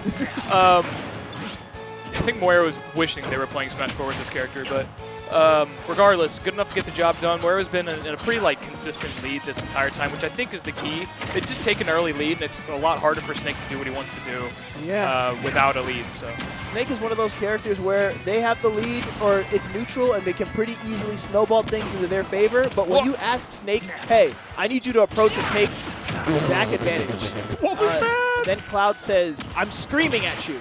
Hold this 1%. Actually, great idea there with the up smash. Not off from the timing, though. Oh, wow. Really nice tech there to prevent yourself from getting blown up. Even though I don't know if that would have hit regardless. Yeah, Cloud's kind of skinny sometimes. Not as skinny as Joker, but yeah, relatively skinny. Ooh, we're going out there. We're going out all there. The way. And making it very safely past the mortar. That's just like a... If you're fast enough, genuinely, you can just ignore that. Just say, well, excuse me. Yeah, I think the Snake is banking on that, just making them go around. It's just something you got to account for. You can get around it, but then the Snake's going to be where that is. Exactly. Ooh, wow, turns it around to get the better hitbox, but the mortar, as we were clowning on it. It's got its purposes somewhere, and the Smash Brothers knockback interpolation, as we were discussing it. Yeah, jab, jab, boom. Hold up, wait.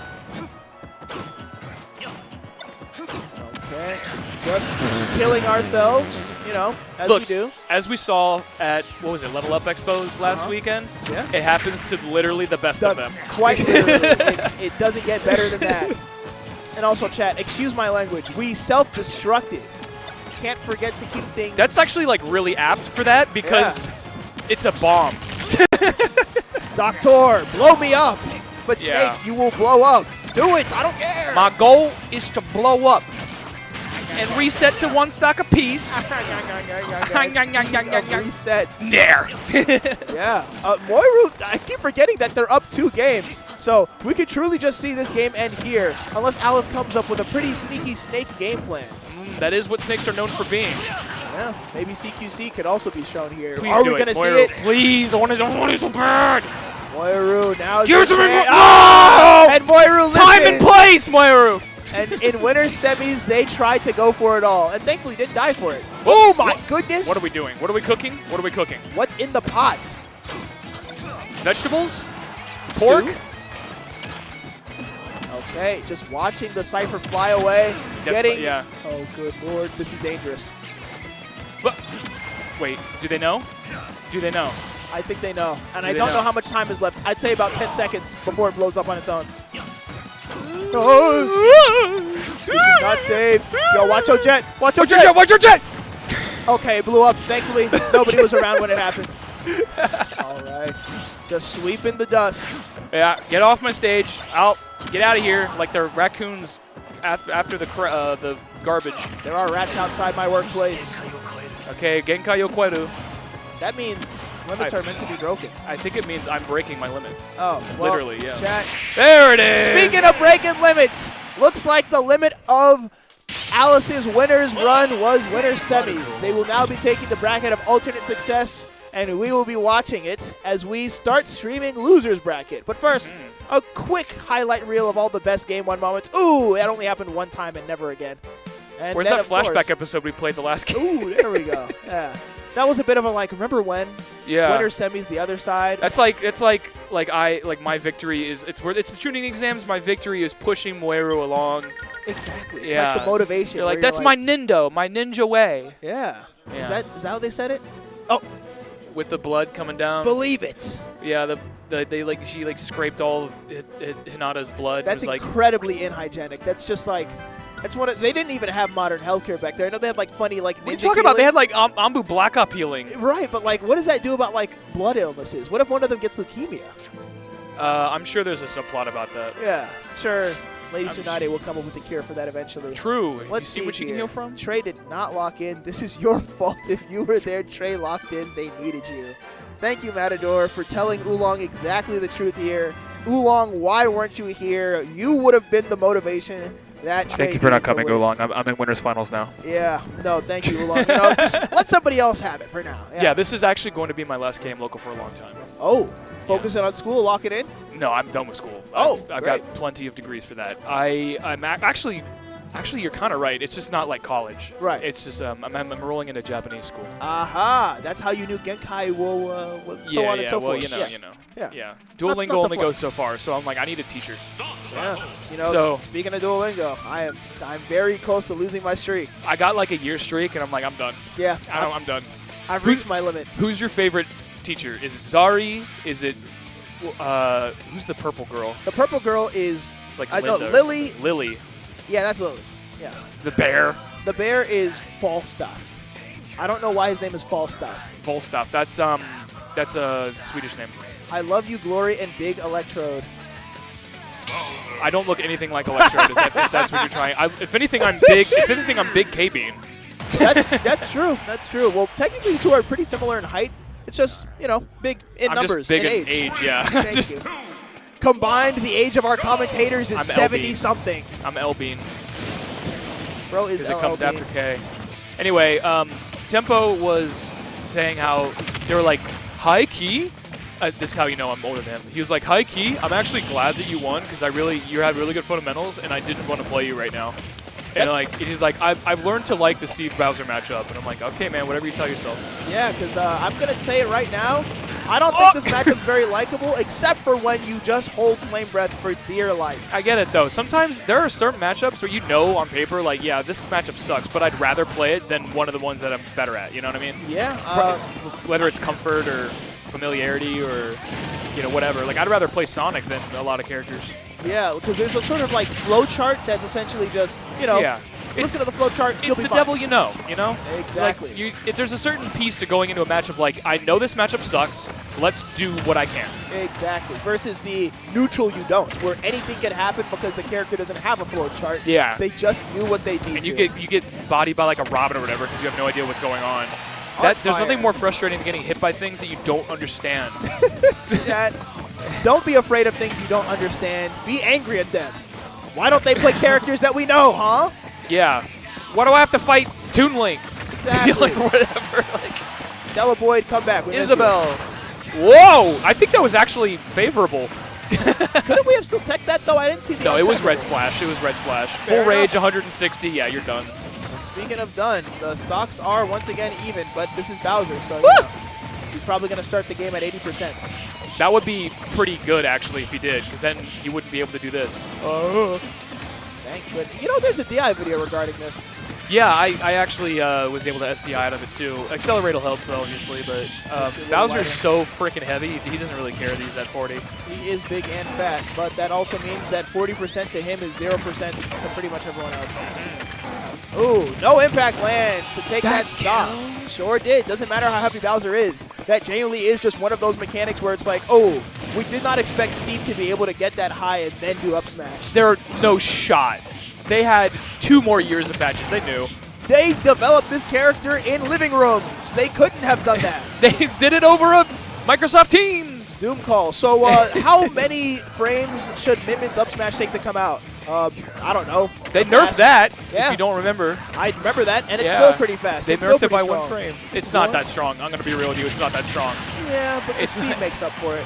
Yeah, it's good. It's just not strong. It has the same kill power as Mario's. Does it have the same kill power Bowser up to? I think so, actually. Oh, well, I really hope that you wouldn't say yes to that. I think So, it's actually pretty comparable. I mean, it does more damage, but who cares? Yeah. Okay, Bowser here up we tilt go. covers a wider area. Oh my good lord. Whoop! Again. Nice collateral on the way bodies- down. The Batista bomb from my wrestling. The Bautista bomb. Oh my goodness. Roll on. Okay, that works too. Okay, the minecart. What are we looking for? K-Bean's playing very, disciplined here. What are we Oh looking my for? back here, we're looking for that, and now the game is in the favor of Tempo as he takes that, says, you know what? You guys didn't believe in me. I saw K-Bean hit the, or Tempo hit the, yeah! Oh, yes. I hit Steve. That's the Bowser embodying him in real life. He's getting aggressive. He's like, He said raw XD. you're going to experience Bowser's fury. TM. Yes. I love when Bowser said that in that game. I do love when Bowser was in the Mario movie, and he says, "This is like some kind of inside story." That's a different. I'm sorry. That's a pretty decent Jack Black he did there. Yeah, thank you. This is like some kind of school of rock. Rock. And speaking of Jack Black, both of these characters are him. Shoot, you're right. Yeah, Jack Black, get out of my Smash Brothers, get out! We need a Jack Black voice pack. Yeah, Bars. Jack Black, voice pack, bring it back. Every time he hits you with Attack. every time he hits you with the down, was it down smash? He's like lava bucket or whatever. Down tilt, flinted steel, flinted Yeah, steel. flinted steel. You know, I really wish Steve did, like, after falling for a while, have, like, a quick water bucket animation that was, like, completely cosmetic. You do hear his knees break. Yeah, but we don't see him flash red. He should actually take damage. Yeah, I feel like that's the least they could do. That would be really funny. Implement fall damage for one character and then never again. I know what KB was going for there. If they timed it a little bit earlier, they could get that invincibility out. But oh no, gold on Bowser. Oh right. jeez. Plus oh frames, god. essentially. Ooh! Yeah! Get him out of there. Bautista bomb strikes again. It does not kill. That's That what does. forward air is for. Are we're just not gonna break it? Okay. Yeah. We're giving up on that. A lost cause. We're that was speaking of lost. pixels off from being like 50 damage. Now you're taking 87 and Oh my potentially God. dying. Nice response there. Nice. Forward air hitting from above, as most good forward airs do. Ooh, back air hitting from, below. As I don't know where that. If you gave me a cardinal direction, tell me which cardinal direction does Steve Backer hit? I don't know. Yeah, sure. My compass goes haywire. And it's funny because the development team also said that, because if you look on Smash Ultimate frame data, it just has neutral hitbox. It's just a circle that has all directions. Yeah. Have fun. Okay, and speaking of fun, we're not having fun at this ledge here because now we're switching sides. I'm surprised he's going for Flint and Steel instead of just laying blocks Steel. down. I think it's just because Bowser has a hitbox on his up B. Yeah. Is it strong enough to break stone, you think? I'm going to say no. Oh, well, I guess we'll find out. Bowser spinning around as most characters. And I don't know if this game. Great DI, though. Look at that. Yeah. Into up air? No, were we going to get... Yep, that's what I was thinking. Bautista bomb, and that's not killing, but it sure did feel good. Yep, did good damage, though. Me brawler damage right there. I love that character. All right, we're putting put on the pain train here. Another one, maybe? Wow, that's not stale. Gonna kill. It's stale. Now, if I'm wrong, please forgive me, but does Bowser's side B actually kill earlier on platforms, or is it just cosmetic? I mean, obviously it affects DI and stuff like that, but ideally what you want to do is you want to get as close to the ledge as possible. Right. Because it used to be like, yeah, do it on platform because of the angle it's sent in Smash 4, but they changed that in this game. And now it's basically try to get as close to the ledge as possible because that's the hardest to DI. Right, because it's not going to kill off the top. It's going to kill off the side. Right. If they DI properly... Oh, my good lord, chat! Did you watch that cool Smash Ultimate short about how the blast zone gets higher if you get down air? That's right. Take a look at how early Steve dies. He's literally dead before he disappears from screen. That makes a lot of sense, actually. Yeah, that it's explains funny. a lot of why I die at 0 when I have Accelerator. So this is actually a funny mechanic too, because it only works at low percents. If you're at 30 minus percent, you can die before you literally leave off screen. Characters like Ridley will blow up and they haven't even left the blast zone. But when you get to 60%, normal knockback takes over again, and you can still survive a spike that would have killed you at an earlier percent. I don't know why this is in only Smash Ultimate. How does that work in like doubles or something? Like if you get spiked, does it make everybody's floor It only lower? affects on the person who's taking that spike knockback. The okay. person who is going down as a result of it, like let's say an Ike or a Crom, will still die second. I see. Except for Ganondorf, he sucks. Okay. But anyway, yeah, what you want to do, because side B does more damage the further you fall, what you want to do ideally is to start it on a platform and end up on the ledge. Right. That's the maximum damage knockback you can do. Capitalize on those closer side blast zones, which I'm not sure if... This stage has pretty close blast zones on all sides, right? At the ledges, yeah. I mean, it has big blast zones in general, but the stage is so big it reaches over there. It's a town and city situation. That's going to be useful knowledge for the future. Forward tilt! It's useful right there, that's for sure. It's funny, we call side B, but we call forward tilt. What's up with that? Because side tilt feels weird. And side and forward B feels even worse. It's also a thing with phonemes. Like, side tilt requires a lot more tongue movement and mouth movement than forward tilt. Like forward tilt. Yeah, it's pretty much the same mouth shape. Side B, like the B just goes at the end. It's a phoneme thing. Don't worry about it. And also, if you ever hear anybody say side tilt, you're like, okay, they played this game for 3 minutes. Guys, wow, that's a pretty cool side tilt. Is that going to hit a meteor smash? That's a nice forward strong. That's okay. Evil rivals player who just started playing Smash Brothers. Okay, hitting the nair there, not getting all the hits, but it don't matter. Okay, into. Yeah, sorry, man. You're going to live, though. Great DI. Yeah, hit him with the Acme Wily Coyote down air. Oh, God, the backers are out. Are we going to get around it? And you could see, there it is. That's a huge line cart. He made it back. And another down air. Bowser was so dramatic when he was stuck in there. He's like, oh! You ever see a dog, like, complain about something? Is that Bowser? Yeah, like if your cat ever, like, throws his head up in frustration, it kind of looks like Bowser. Oh, my God, he tried to go for the block. Thankfully, I think the block would have broken. Ooh! Catching most ledge options there as we drift forward and say, actually, I think I'll be on stage when I forward air you. Ooh, and speaking of, that's a lot of flame breath damage. Stinky. Yeah, buddy. Yeah, buddy. Brush your teeth, brother. Yeah. Oh, what are we going for? He gave you the roll. Oh, tossed. Flint and steel or blocks? Yeah, you're done. That's the Acme guarantee. This really is the Rube Goldberg character. I love it. Uh-oh, and speaking of, he's got to his machine. I hope he's a hype mid-tier in the next game. I hope he's not in the next game. I wouldn't mind him if he was toned down a little bit. I think he's hilarious. I can't wait for your retrospective video because I think a little bit of, like, future, what's the word? Prospective? Yeah, Yeah. We're not going to get a lot of these characters back. This was like a one-time thing. Maybe. We'll see. I didn't think we were going to get Cloud back or whatever, you know? And I didn't think Tempo was going to win that 3-0. Yeah, 3-0. He clowned on me. It took me 5 long, arduous games, and he was like, I'm going to do it Bowser. You had to make so many, like, committal decisions where I had to get a run up, die. I had to do a jump over, critical, psych up, F smash luck. Yeah, every day in life is a gamble, and you're pretty good at living. But he did it an old-fashioned way with Bowser and Just a dream. hard work, yeah. Is it my turn now, I guess? I think we're going to wait a little bit before we get to winners finals. Thanks, Kyle.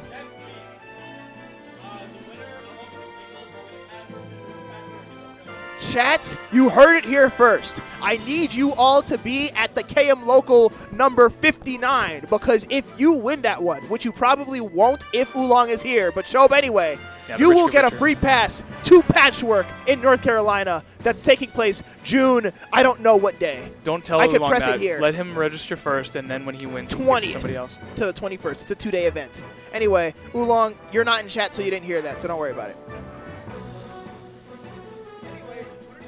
Winners Finals! Well, my co-commentator, I wish you luck. I also wish luck to my good Cloud player that I'm really happy is finally back to the game. Murrow's playing their butt off, so it's going to be difficult. Exactly. Don't lose to all of them. Take it to Game 5, please. Or just win. And that goes for you too, Moiru. I want to see more gameplay rather than less gameplay. 1st to 10 if we can. Yeah, it'd be fun for the viewers. Where are my co-commentators? Somebody volunteer yourself. Kyle, take this headset and commentate with me. Okay. I'm aware. You have an important job. All right, chat, it looks like things are getting started. I don't know if we're really ready to start yet, but if we are, this is where probably the most hype game of the night is going to be taking place. Who the hell is that? All right, looks like things are back to normal. Me, I could never play with the Pro Controller, but, you know, that's because I don't have $70 to give to Big Nintendo, the Big N. And now, speaking of big, we're seeing two characters with big swords, big personalities, and big hype moments. So, let's see what we can do here in Game 1 of Winners Finals. Let's go! And there's an even hyper song to get us right in the mood for some Smash Up. Wait, two Square Enix characters, Industry Plant matchup. Oh my goodness, speaking of Plant, we're planting our feet on the head of Relwood to get him sent to the Blast Zone, but he's going to the heavens. He's going up, up, up. That's his moments. Thank you. Thank you. Anyway, back to talking about, oh, hello. Hello, how's it going, Muppet?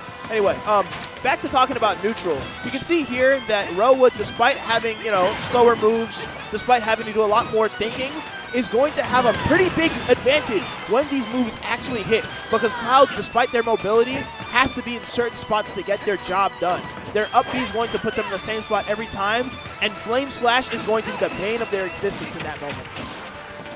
Of course, that's completely contingent on whether or not Relwood actually gets to play neutral, because Moira's going to make sure above everything else that they keep you in a corner until you're gone from the stage.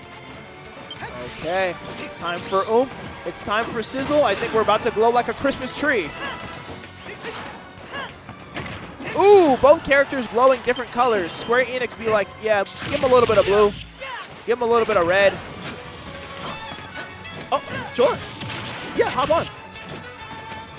Great. Now we get to talk about how Relwood has one stock that's almost in peril of disappearing. And we are joined by my co-commentator. I'm Esper. Nice to meet you. So, what do we think about Relwood's chances here? He's getting back aired a lot, yeah. Hero low-key, like, this is kind of even. Yeah, no, this is definitely one of those characters. Like, keep in mind, back air, but also that Hero is the DLC character in this context, where Cloud was previous DLC. So, the X Factor is all on the side of Relwood here. Yeah, like, I've definitely seen Hero players make this comeback before, like, plenty of times, but it's just, like, you have to manage your mana, like, your FP so well. Exactly. So, like, definitely, like, I would say that Moira is in a pretty big advantage here. The bounce taking something off of the top deck, but... Good lord, almost killing with that forward air there. Despite bounce giving you more space to, use other spells that are useful, I don't know if it's worth that MP cost, especially now that you're almost on your last stock and Moira's got an entire other stock to play with. I'm really close. These back airs, the bane of everyone's existence, because it doesn't matter what character you play, Cloud will back air and keep you locked to the ledge no matter how hard you want to get away from him. Yeah, that move is so fast. And so large. It hits above, below, behind. A good back air will hit in most directions, sometimes even forward. Yeah, that kind of is like, I feel like Cloud's like Swiss Army knife of a move. Yeah. It is good in every single situation. I have not seen Cloud do it a can bear. combo at low percents, it sends people off stage at mid percents, it kills at high percents, it ledge traps, and it forces your opponent to pick a counter pick. What do we think about Incineroar over Hero here? I can get it. I think I understand. I'm pretty sure Relwood is more practiced with Incineroar, like significantly more time. Comfort pick. Yeah, and also like I feel like Hero into Sword specifically is one of his worst matchups. Right. Typically worse. I'm not entirely sure, but Incineroar is so comforting, like, also so strong against Cloud, honestly.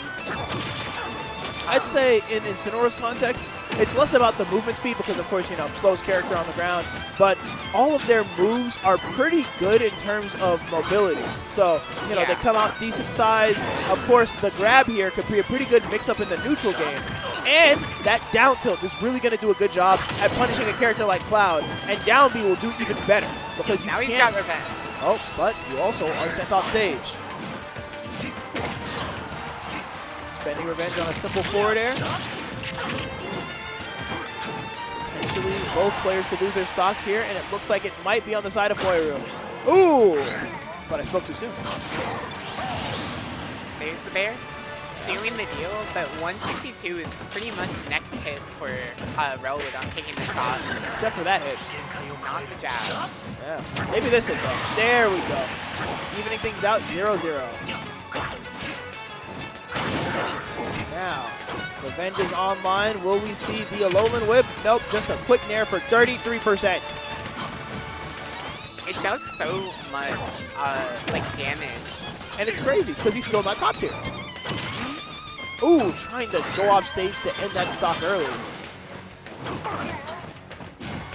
That's It's one like thing. low key, kind of a good spot for Incineroar. Like if you can get a grab here, it has very quick ways of like extinguishing a cloud stop. That's right. The back throw sends him off stage. Doesn't quite find an edge guard, but now he's off stage. Still fighting for center. Missing the side B again. I'm sure that as soon as we hit one of those Alolan Whip strong hitboxes, Cloud is going to get sent at one of his most feared angles possible, directly laterally. Yeah, I almost wonder if it's intentional. If Relwood is intentionally missing the strong side Bs. I think it might be a little bit of tournament pressure. You know, just never this far in bracket, making sure that we make the most of it. And speaking of make the most, this Alolan Whip is what you want to see. Thankfully, still keeping our stock, still keeping our revenge. Will we keep our life? Yes, we will. He had a jump. That was really good. And there's the quick, almost 100% off of one move. This character, I need to remind you, is not top tier. Ooh, that up air would have been it for there. Will we see another Alolan Whip? Second reset life. So this is still entirely doable for Moiru. It is a big mountain to climb. He just has to make it back on the stage. It's one of those things where, ooh, yeah, making it back to the stage is not going to be easy against a character like Incineroar, who just sits at one distance and says, pick an option, I'll cover it. Game 1, Game 2, we are now 1-1 in winners finals, and both of our opponents, they look like they still have a ton of gusto left. Oh yeah, we are just getting started, it feels like. And that guy's playing what character? We'll never know. Anyway, we were saying, you know, both of them are still ready to fight. You know, they've still got a few characters in the books. There's still plenty of tricks out both players' sleeves. I don't think we're going to see any counter picks from Moiru, though, because unlike Relwood, they're pretty, like, locked in on Cloud. Meanwhile, Relwood's got pockets, you know, that keep going and going and going. Yeah, of course, I think he did make his name and big break with Incineroar at the start of this game. I remember that. I played as Incineroar a lot. Huge nair out of shield in that last game. And I love the way that nair just sends directly, like, to the left. If this is Incineroar doing nair, this is your knockback angle. Yeah, it is. Unironically, like one of the best feeling nairs to hit in Ultimate. Yeah. Like it is low-key under. It looks a little funky though, the way he just like snaps into position. It's supposed to be like a body slam. It's like a frog splash.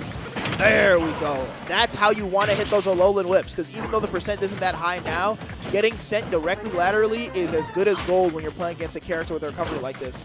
Yeah, and Incineroar has such a strong advantage state because all of his moves cover so much space. And they all link into each other. That is true. Ooh.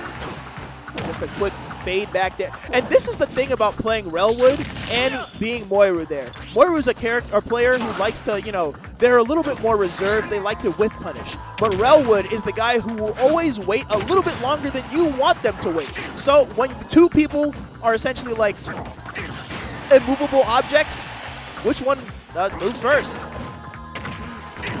The answer is Moiru, as they lose that first stock to a down tilt up air. There are some very tricky Incineroar combos that you kind of have to be ready for DPI, and the down tilt is definitely one of them. Yep. But it is on Moiru to find the stop, down smash, out of shield, takes it, sends him off stage. And I think I was a little scared earlier about what it would look like recovering on the side of Relwood, but now that I realize it, Cloud doesn't really go off stage to edge guard. They're more of a ledge trapper. They sit at the ledge, they back air. Yeah, it covers so much space, and without a limit, there isn't much reason to go off stage because you can so easily lose it, but burns it in favor to charge some more limit. Yeah. Maybe it was a bit of a misinput, you know, just trying to cover both options and, you know, pressing buttons to do that. But unfortunately, pressing buttons might be your downfall here as you up-B directly into the loving arms of Incineroar. Last name. Fair cross slash. Does Ooh, so don't block much all of damage. that. Doesn't find the lariat.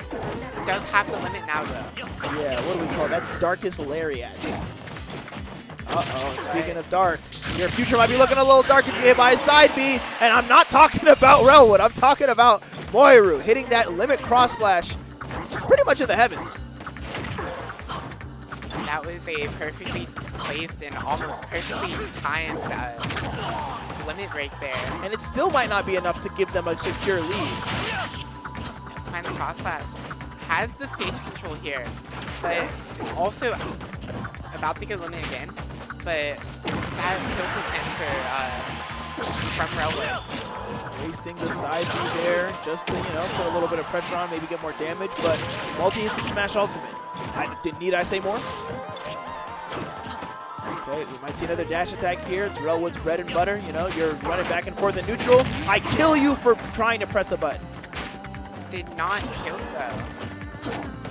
So Muru is still holding on for the second stop. 163, 173 now to show for it. And Relwood at 52. The lead is not so big now. That's right, because keep in mind, unlike Cloud, this character of Incineroar can still go off stage and put the feet to Cloud's face and prevent them from getting back with a quick place down air or any ledge option. Okay, trying to get back safely. Not overextending here. Ooh, that's an overextension with your side B there. And now you thankfully have made it back to advantage state. And we see a side B. Will we? Oh, thankfully we pulled back, but side B's coming in 5, 4, 3, 2. Never mind. Well, he called it the B move. Yeah, I knew something would happen in 5 seconds, but I didn't know which one. Speaking of, you can't jump to ledge, not for free, against a character with a pogo stick like that. And we're getting the instant replay, folks. Look at that right there. Jeez, That if we is could coverage. pause that. Like, imagine the ledge is here, right? You know, that's the ledge. This is Cloud's sword. Hello, that's me, Cloud. Yeah, and that's you, the unlucky person who's getting hit by it. Those are your funny arms and funny legs. That's your head, as you're getting hit in the head with a sword. It's not fun. Trust me, I've been there. Yeah. Me Sword Fighter does the same thing except from the bottom. Yeah? Me Sword Fighter says, what if my spike was just a bunch of multi-hits? And this looks like Relwood's counterpick here of just adding the third platform and saying, give me a little more room to breathe. I can see Incineroar liking that because he is so slow on the platform. It's kind of not entirely safe from Cloud, but he does have some trouble covering it. Ooh, and overextending there to try to get maybe just any hit of the Nair to kill. Not working out there. But of course, this is still pretty even, so we can't say which way the matchup is going to go. Unless that happens, that means you're going to lose your stock, no matter how much super armor your up B has. Limit Break coming online like that early and Moru being able to find the stock like that at a decently early percent against Incineroar is so big. I mean, that's one of those things about living to 160, 180%. You're going to have multiple chances to use your limit moves, pretty much 3 at that point, which is why Relwood needs to focus on taking these stocks early. Yeah, and already 2 limit breaks for the stock. 140. I haven't seen a lot of revenge on the side of Relwood anymore. I saw it that first game and never again. Or rather, second game. They weren't playing until the first game. And it's starting to show that a Alolan Whip was your bread and butter. It would have killed.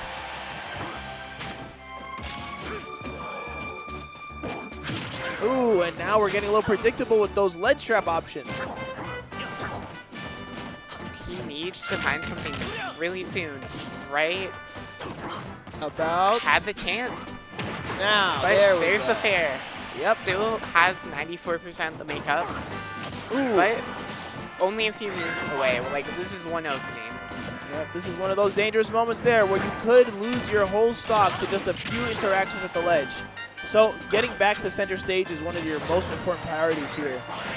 Uh-oh, we saw this situation happen before. Thankfully, it's not a repeat. Ooh, and thankfully we get to see a bit of a chase down there. Moiru still playing as safe as ever, saying, the ball is in my court. You have to come to me. Evidence of that there as up smash takes the penultimate stock of Relwood here. That was a very big call out with the up smash. Yeah, that's the thing. When you force a player who's more, privy to staying back with punishing to approach, they're going to leave themselves open in a way that is just, thank you for the punish, I'll take that. And they were also finding a lot of up B out of shield this game, like this entire set. Ooh, okay, we hit the right side B. 65% here is still completely doable on the side of Relwood. Incineroar is not the lightest character. And like we said before, those hitboxes are sending you laterally. Ooh! Does have a revenge. Burns it on the lariat. And Muru has limit. Gonna have to use it to get back to stage. Doesn't actually. Oh god, here's where I see a side B in your future. Never mind, neutral B is all it took. Taking that game 3-1 is Moiru as they sit comfortably in winner's side grand finals. Let's take a look at that kill screen one more time. At 91%, Incineroar, one of the heaviest characters in the game, dies to limit Blade Beam. Yeah. What a good character. I know. I like the way that. What a let's see amazing here. character. Like, imagine this is the blast zone here, all the way in this corner. Literally, the moment Relwood stopped moving, their character was like touching there, and that's death. That's gonna kill you. And there's Cloud on stage. Like there's a sword, there's his face, there's his cool hair, and yeah, that's Cloud. He doesn't have to hold the sword in this image. Don't worry about it. Yeah, like the bear covers everything. The bear pays the bills. The bear takes the trash out. Walks the dog. Bear. We bear Pick the bears. kids up for school. Yeah. From school. So you were at home doing whatever. I don't know. You could be, watering your plants. You could be chilling out, watching TV. Catching up on the newest season of, I don't know, the Mario movie, whatever. And Bear's just still out working hard for you, making sure things get done. Yeah, I went out to the backyard, sat in like a lawn chair, lit myself a cigar, had myself a cup of coffee. I knew the bear was working for me. Yeah. So there was no need to lift a finger, not even one. And speaking of lifting here, we're gonna see some pretty character loyalists here, lifting their characters up to higher heights as we are in loser semis here, one game away from losers finals. Who will take it? Game one.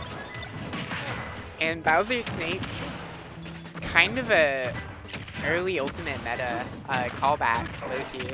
Yeah. Very common at the very common at the beginning of the game. Not so much now, but. And this is actually a bit of a run back. Alice and Tempo played each other at the winner's side, and Alice was the one who sent Tempo to loser's bracket. So now that they're both here again, we might end up seeing a repeat of what happened at the start, where Alice was just impossible to approach. They made sure that Bowser never got back to stage, and Tempo just had to eat it. Yeah, Snake does so good at controlling the stage, and against a character who does have trouble approaching like Bowser, it can be very hard to get anything opened up on Snake. He's also a character who loves Snake. Like, he's got so much stuff blowing up all the time, and Bowser's only he has to get in to do anything to you. And not to mention, Bowser's animations aren't the fastest. So, with how large those explosions are, you're going to be seeing a lot of your kill options get interrupted by an explosion of a grenade. You can't get overzealous there. Thankfully, that back air paid off. But in situations like that where you're chasing Snake down and they're dropping an explosive, you want to be moving the other way. Really big opening, 71%. Oh, that could have led to a back air. Still going. And unfortunately, I fear the stock might not last very long here. Unless we overextend with a dash attack, and now it's Tempo's time to take the lead. Simple. It's just that simple, chat. You have enough move damage to break Cypher, then you go out and do it. Dropping another C4.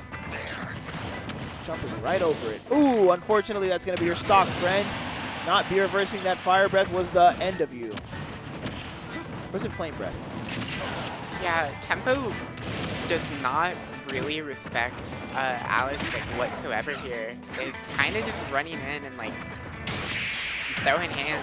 And almost back here at the ledge, doesn't quite do it. Right. But you gotta land onto Bowser. Figures it. No. Yeah, it's not the safest thing to do, but if you're fast enough, you can get it done. Holding shield there to keep the grenade from killing you. And unfortunately, the Bautista Bomb takes its hit. And it didn't kill, but that's what up tilt is for. It's funny, Bowser's hand goes like this whenever he like hits up tilt. He's like, he hits you with his little finger, and his other fingers like curl like that. He's got a very like funny flick of the finger. And there's the hit art. He's a funny character. He's a little big turtle, and it's funny that Sakurai just like doesn't know who Bowser or Donkey Kong are like at all. He's like, I like to think of Bowser as like Godzilla, you know? And we're like, you've never played Mario, have you? You just don't know who this guy is. 3, 2, 1. That doesn't mean we don't know what he's capable of in this second game, as while we weren't looking, Tempo went ahead and got himself a quick 71% lead. Still going. 99. Can we get 100? 101. 102. Forward tilt. There we go. One of the most active moves in the game. When Bowser still just has his fist extended like that, it's still going to be hurting you. Yeah, like what an opening from Tempo. Ooh. Using a bit of Flame Breath, which is surprisingly equal in damage to just one grenade. 34%. Still going. Now at 70. See, yeah, Tempo's kind of coming back with a vengeance here. We thought this matchup was going to be a lot harder for him, but Alice is just struggling to find Snake's usual game plan as they are getting caught at the ledge, getting caught trying to recover high, getting caught trying to land. Where can you go? Tempo is playing really aggressive. Yeah. I feel like he is in Alice's face the entire time. And Alice is kind of having a hard time keeping up. It's funny how quickly a player like that can just adapt to the situation, where literally a few hours ago, or I'd say at this point just 1 hour ago, they were on the losing side of this matchup, losing almost 3-0, and now they're about to be up 2-0, as we see Alice on their last stock here, trying to find a way back to the stage, and not finding it. One thing about any Snake matchup is he can't really come back like very quickly. Yeah, he's gonna have to take his time landing, and unfortunately, he doesn't have any time left. It's just two huge stocks for Tempo. Absolutely blew the game out of the water. I wonder if I can draw Bowser doing his thing. So there's Bowser's iconic spikes. That's his down air, and here's the angle that Alice was sent at. Just directly out from there. That was a horrible, terrible. You have to be ready for that. Yeah. And Bowser's a little like hop too. He doesn't just land and do it. He goes like and then lands. So that little hop can be enough to distract you or like throw you off in terms of your shield timing. Speaking of getting thrown off, none of those grenades hitting your intended target is not how you want to start your potential last game. But already off to a decent start. You really want to be slowing it down if you're Alice right now. I feel like Tempo is just being really aggro and just opening up so much. Getting the down airs there and getting thrown not off stage, but getting comboed off stage. And unfortunately, it's Nikita time to do what Nikita does best. We were talking about it does your taxes for you. Well, Nikita is the auto edge guard move. You just line it up and you just sit on stage and let it happen. It is a point-and-click adventure. And it looks like you won. Because you're now up almost an entire stock in terms of percent. And it looks like what happened in the first set that they played against each other might be happening again, as Tempo just cannot land a killing move until now. 84% really isn't that much for Bowser, all things considered. But 128, that's starting to get a little precarious. Get out of there! Both characters snowball each other so heavy. It is very hard to kill Snake with a lead. But is kind of given a second chance on life. Ooh. Didn't find anything. 32%, but C4 does the job. Yeah, I don't know if up air into up tilt was worth getting hit by a C4 and then getting hit by a forward air into up air from the grenade. Putting the pause on Tempo there, saying, you might be up 2-0, but that doesn't mean I'm out. But Tempo responding in turn. Punch, punch, here comes the giant fist. You know, Chad, something happened down there. None of us will ever know what. Okay. It is not over for Alice, though. Has Might be up to 100% lead. Ooh. Just has to stay alive, find the kill. 125%, like we were saying before. While this isn't, you know, it's funny, peachy, easy, it's still a very dangerous percent for Bowser to be at, as demonstrated there. Alice putting their name on the board, 1-2. Will we see an adaptation from Tempo, or will we stick with the Bowser? Tried and true. I think the Bowser works. Yeah, me too. I think the Bowser isn't really the problem. It's just that, you know, when do you respect Alice? When do you say, okay, you've got too many grenades in this general area. I will simply wait for them to not be as abundant. Yeah, because Tempo is definitely finding his openings, getting so much out of each, like, attack that he's hitting. Right. But when you get a little bit too aggressive and you kind of fall into the Snake Vortex, it is so hard to come back. Exactly. It's like when you get taken over by the Dark Force, the Satsui no Hado, the I don't know, Nine-Tailed Fox, you lose sight of what's important. Someone has to grab you and say, stop, this isn't you. You're getting hit by too many grenades, too many explosives. You're better than this. So hopefully Tempo remembers what's important and locks back in. And it looks like they're finally freeing themselves with the dark energy to potentially take this first stock way early. Look at that respect they're giving. That's what we like to see. There's a lot of jumping around. Forward tilt finds his mark, doesn't get the kill. C4 blown up. Up tilt finds it. C4 on the side flat. And looks like Snake is blown up as well, as another giant fist hits its mark.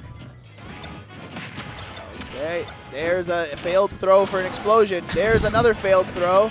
There's another failed engagement. You know, these grenades really are good. Explode.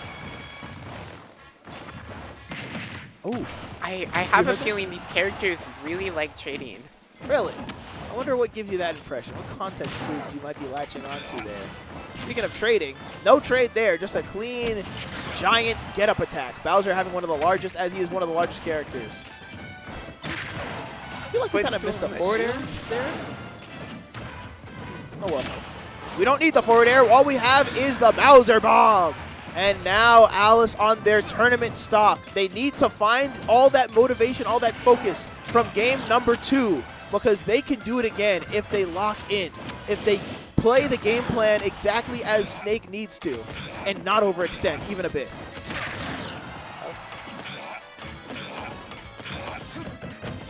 Okay, almost breaking the shield there, but not quite. The trusty up B coming to play. Ooh, the trusty Cypher, I mean C4, coming to play. 50%, not too big of a lead. Snake has been known to bring this back very quickly. But once you start trading with Bowser, you realize that you're getting a GameStop trade, as you're getting no value, and Bowser is getting all the value. Really big side B for Tempo. Up B moment? Has to Up air moment! Big And up it air. looks like Tempo took the game, locked in, said, even though you sent me to losers, I only lose one time. We can take a look at the highlight reel there. Everybody gets one. Yeah, you only beat Tempo one time, except for that one time that Tempo beat like 90 times, but you know, we won't talk about that. Yep, seeing game number 2, just dying to the downer, not ready for that. Emotionally kind of, you know, triggered there by getting hit by moves that you expect to be better than, you know? Hold up. Their name should be said like for all lice? Chat, Oh. I don't know how to read. I'm not very literate, so you're going to have to spell that a little slower for me and use more sound out syllables. For all eyes. Oh, we need to slide a little more to the, no, that's the, Oh, wait, this wrong side. Yeah, this side right here. Camera's right there. There we go. So, as I was saying before, it's like now we're playing our losers finals match, and that is going to be the run back. Wait, there he is. Oh, take a look. There we go. That's him right there. And that's him right there. It's like seeing classic Sonic versus modern Sonic. Mr. Game & Watch locked in. Yeah. Wait, Mr. Game & Watch against me, Brawler. That's right. It is Mr. Game & Watch against me, Brawler. I know this for a fact. Two characters that do pretty much the same thing, but in incredibly different ways. There is very goofy stuff going on at KMLocal. Relwood is playing Game & Watch. Tempo is playing Ragatha. I think there's a Me Brawler, there's a Game & Watch. Yeah, I'll say. Those characters might be on screen. I want to say this is not a terrible counter pick. I mean, Game & Watch is obviously very good. I think he does decently well in the Brawler. The potential for some ledge trapping here genuinely is impressive. Unfortunately, there are moments like those where you put yourself at risk of dying, and other moments like those where you overextend and die for it. Game & Watch with the steel chair. Imagine you up B and your opponent tries to up B you for up B'ing. Hey, it's finally charged and finally back, which means I get to... Oh, so it's not charged at all. Great. Chat, take a look at... So chat, when Tempo or Relwood hits a dare, I will get to draw in intense detail what that looks like. Slam the hammer down to the ground. We are now on Tempo's last stock. They need to change their momentum, or I guess in this case, their tempo, because Relwood is not the same kind of player that Alice is, or For Alice. We're going to have to try to find a way to pronounce that upside down A, because that's just another character in a different language. Game & Watch is so many multi-hits. He's controlling so much space.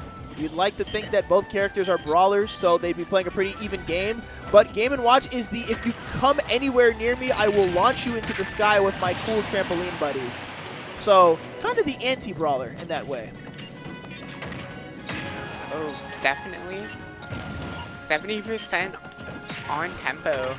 And of course, Tempo trying to use their patented up tilts on shield, their up Bs on shield, and Relwood says none of that. I will simply send you away if your combo's not completely true. And it looks like that is true, as no matter what lead you have, Me Brawler is still Me Brawler. They can always just kill you.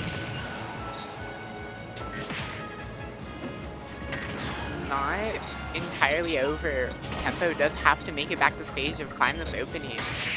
But Mr. Game & Watch has plenty of moves that are huge. And plus on shields. Chat, I can demonstrate for you exactly what happened there. So essentially, Game & Watch went like this, right? And they have like this for their head. And when that hits your shield, it's not your turn. You simply have to stay in shield like, what's going on here? Why can't I move yet? And, you know, just deal with it. It's not your turn yet. Just don't let go.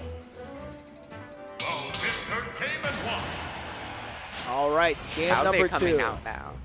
Bowser against Game & Watch? I can see it. There have been harder matchups that Tempo's managed to fight through with their tried and true Bowser. But we're going to have to retire certain moves like Flame Breath, because you don't want to feed the bucket. Speaking of feed, combo and food. bucket. Yeah. Oh, feed, bucket. Huh. Any of y'all go fishing? Told my wife I was going to the bank. I didn't tell her which one.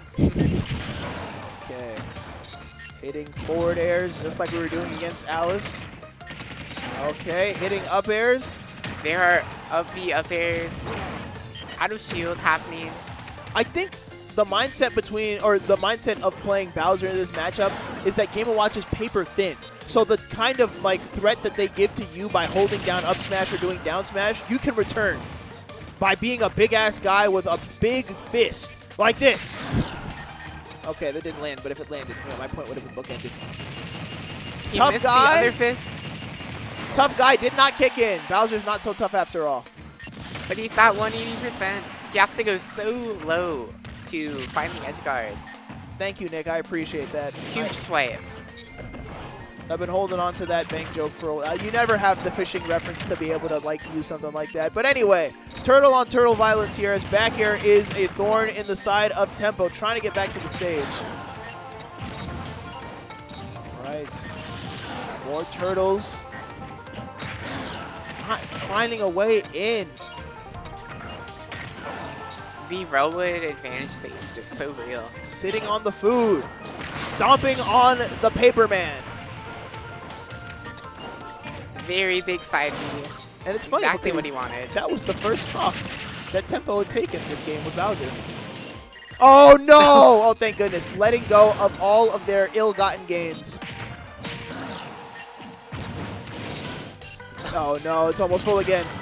Thankfully, I think the damage that Bucket does corresponds to the percentage that that projectile is doing. So the end of Flame Breath, those individual hits aren't really doing a lot in and of themselves. So that Bucket shouldn't be killing you.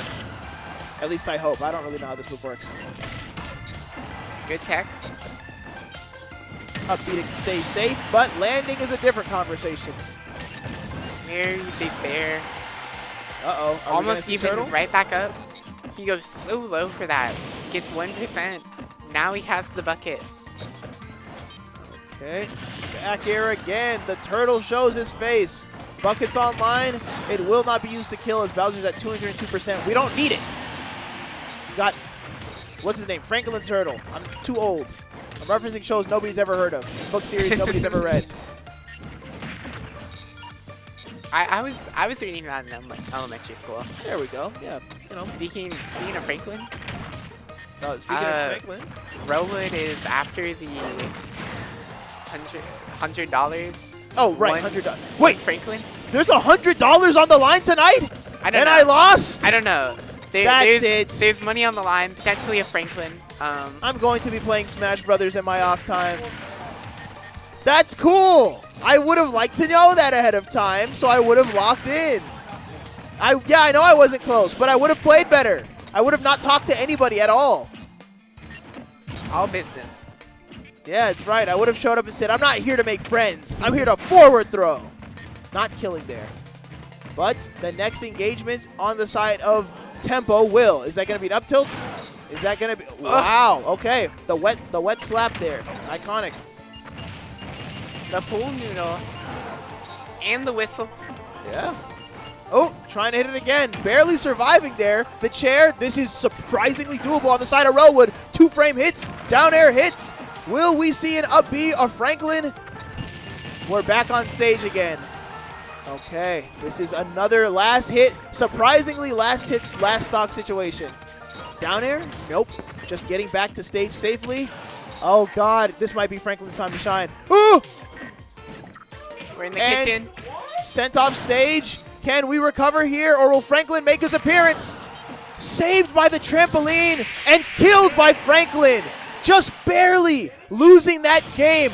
Death by 1,000 cuts there as Railwood is about to enter winners, or rather grand finals losers side if they can't lock in. Chat, you ever see this face right here? This is the face of your nightmares, chat. Don't ever let him get his hands on you because he doesn't have good things in store. Hold up, he's got like a shell too. Yeah, and I think he's like a sea turtle. He doesn't have like the classic turtle arms and legs. He's like this guy. That guy's always hanging out with Railwood. They are one and the same. Turtles have shells like these, I think.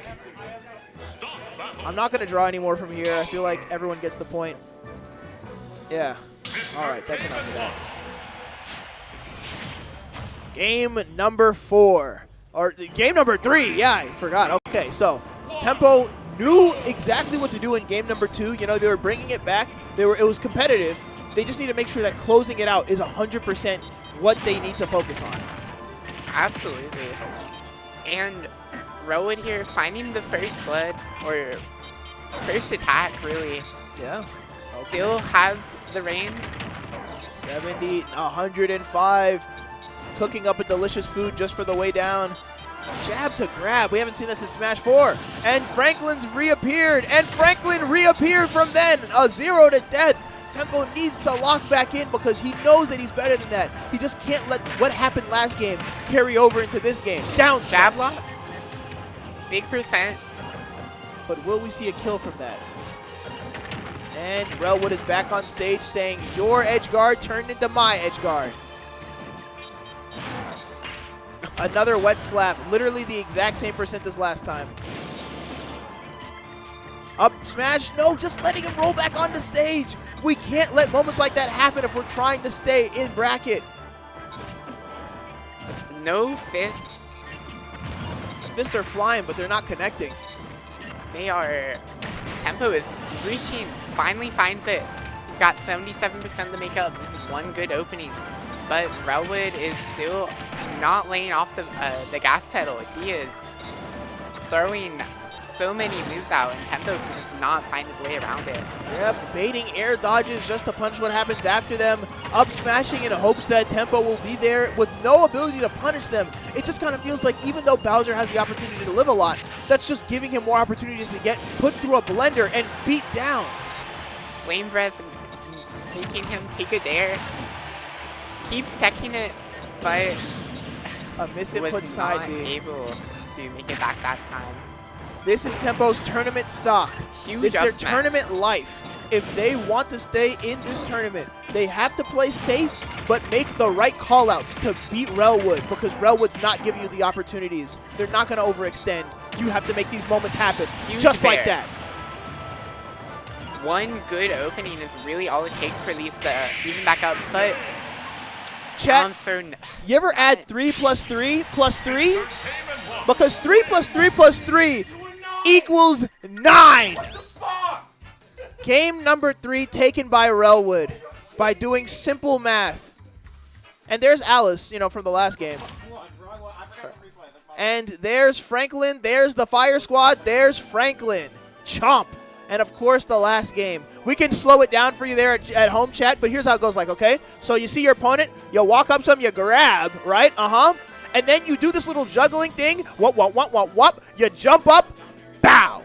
Just like that. Hit him right in the tail. That really is the worst thing you can see. Yeah. The best part about every Game & Watch throw is that you have no idea which one he's doing. Game & Watch look like hold up, let me see if I can draw him. Game & Watch look easy to draw.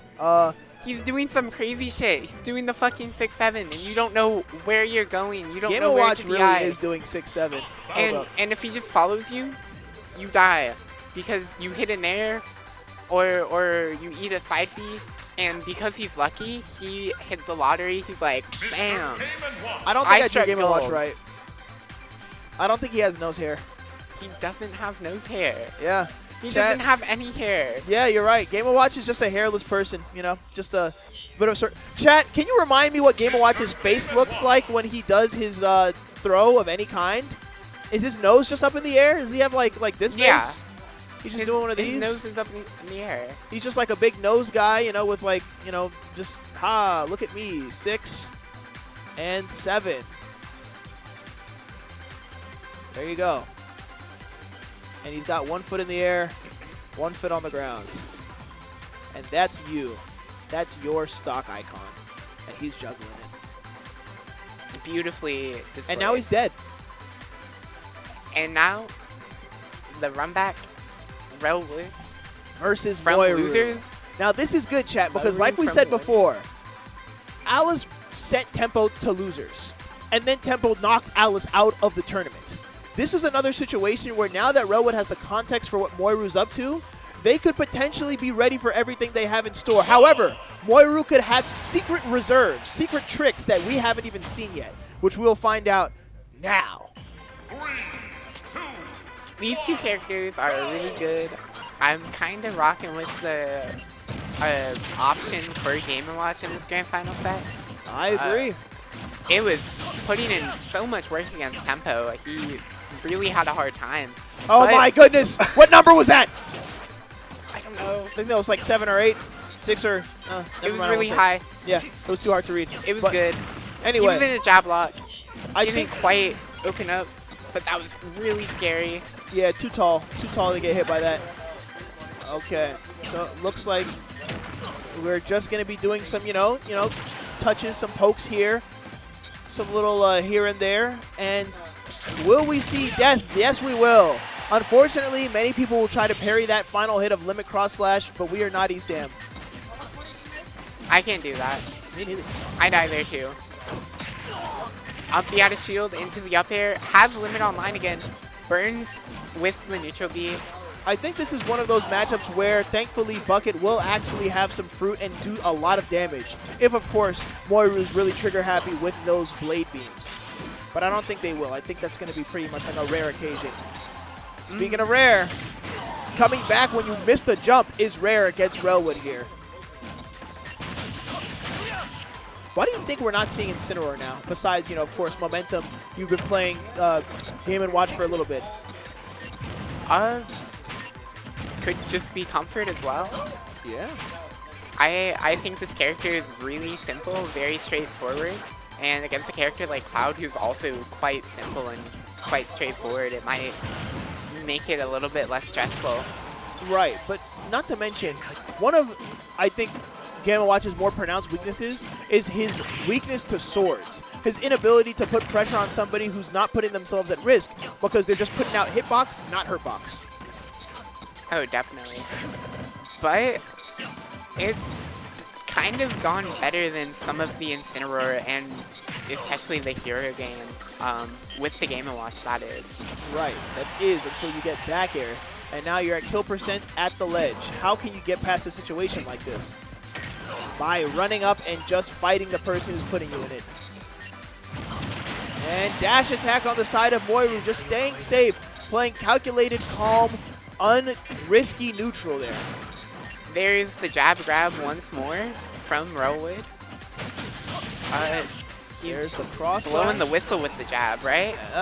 That's the whistleblower? It's actually a duster. Oh. They're like pumping air out of the duster, like one of those plastic air pumps that you use for your car tires or your like bike tires. Oh. Yeah. Bit of a reference of the old-timey days. Game & Watch is a little bit problematic. We had to censor a few of the moves. Anyway, problematic. Moru is a truck, and Relwood is trying to deflate the tires. Relwood is trying to steal your gasoline in-game, of course, not in with real the life. Keyblade, of course. Yep, there are 2 Keyblade wielders in this game. All right, the stocks are even, the percents are kind of evenish, but now they're getting a little out of hand as Moiru's simply saying, nah, I'm not overextending. You have to run to me, and I'm going to hit you with a cross slash every time you do so. It is so safe. Oh, Cloud can throw it out so much. It might be time to count on the 9. Chat, will we see Relwood bet it all? If he even gets back to stage. Ooh, Cloud has a bad grab. Franklin? Will Franklin make an appearance? Yes, he will, but he won't do anything. Finds the down smash, but doesn't get the berry. They might get found by a Moru cross still slash. has the limit. Oh, Franklin again? Franklin again? Will we see one more Franklin, or will we see limit to save your life? And now Cloud can just do the old-fashioned killing way. And I think that might be it, chat. Not much you can do there. Relwood takes the first game, setting the tone for the rest of our grand finals. Oh, wait, he's doing it right there. Oh, somebody move back to the gameplay. I need to see Game & Watch's nose. No! I'll never know what animation he had on his face.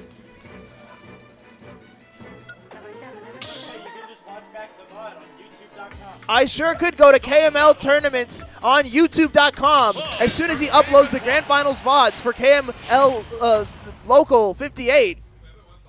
This is number 58. Sure is. Thanks. I was trying to find the matchup against Myth so I could practice, but he's not here, so that doesn't matter. And speaking of not mattering, any potential neutral you were playing doesn't exist anymore because Relwood's cooking up a feast, and that feast means you don't have any aerials or any jumps left. But now it's Moru's turn, has the limit online. And now it's offline. Burns it for the cross slash. No back air there, but dash attack's all you need. Slam, not even touch it, just the threat of it. Does not need it. Okay, so this is where I'd like to mention that Moiru is a Cloud solo main. They do not have any pockets here. Jesus Christ! Oh my god. Chat, 1 + 0 is just one number off of 9.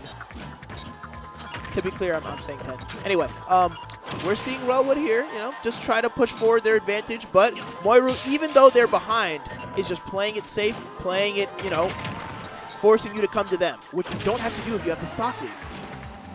Oh, definitely. Like, when you basically just need one good bear, one well-placed bear, or limit break side B doesn't quite do it.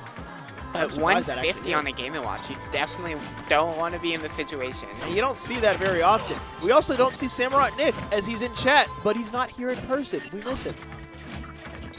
And speaking of miss, that down air not missing, and neither is that nair as we see more juggling take place, preventing Cloud from landing safely. Back air, forward tilt.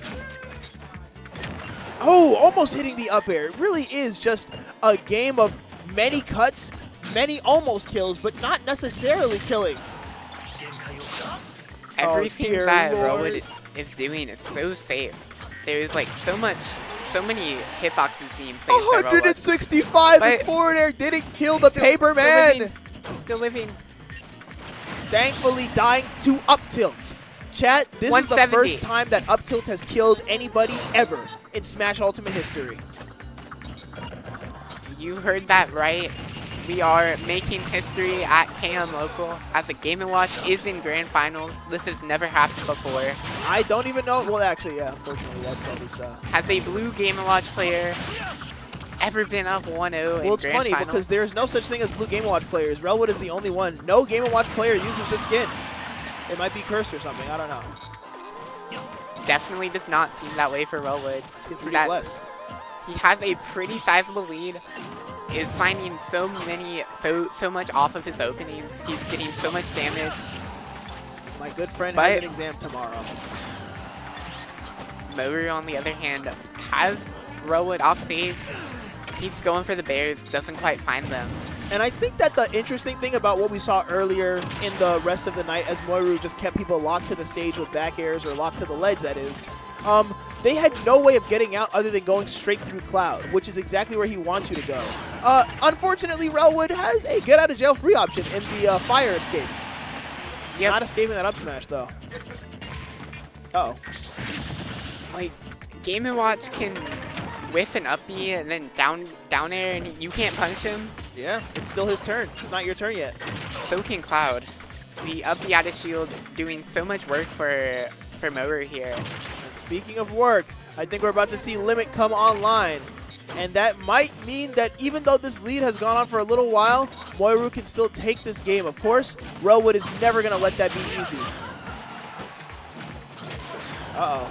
But maybe that doesn't matter what Relwood wants, because it looks like, ooh, whiffing the up B, whiffing the down smash. We're back to neutral.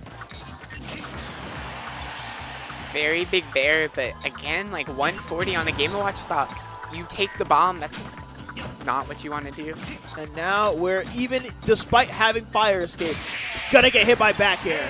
Because you can't force your way forward when Cloud is back airing away. It's essentially, I'm gonna swing my sword. I'm swinging my sword back like this. And if you get hit by it, it's your own fault. And that's Game & Watch right there. That's Game & Watch being like, is that for me? Is that a sword that I should get hit by? I mean, okay. Can commentators see chat? Yes, we can. We can. We can see you, chat. So you better not say anything crazy. So this is like the hitbox for the. We'll have to talk about hitboxes later, as the game is now in full swing. We're going the Kalos here. This is the Relwood counter pick. This is a big ass stage. Really big. Relwood's been living so long already. Kalos probably will help him. Moru being the Cloud probably doesn't care too much. Right. Cloud is a good character. Does have the sword, but Game & Watch has a bucket. And fish in a bowl. And a turtle as a back air. So lots of funny characters, lots of interesting gimmicks here that will make Cloud's pretty simple game plan a little less than simple. Side B. Nope, no side B there, and limit's out. No more limit. Does have to recharge it now, but has Relwood off stage. Let's see if they can find a bear. Or a dash attack. Never mind. Nothing coming out there as Relwood says, it's my turn now. I'm going to take advantage state and put you at the ledge. But like most games of Smash Ultimate, the ebb and flow of advantage state and disadvantage state is continuous and ever-changing. The come down on the up B was able to catch Relwood and reset it to neutral, allowing Maru to get limit and a big back air to take the first stock. That's right, but speaking of back airs, I think we might see something pretty familiar soon. As another back air might land, nope, just up B.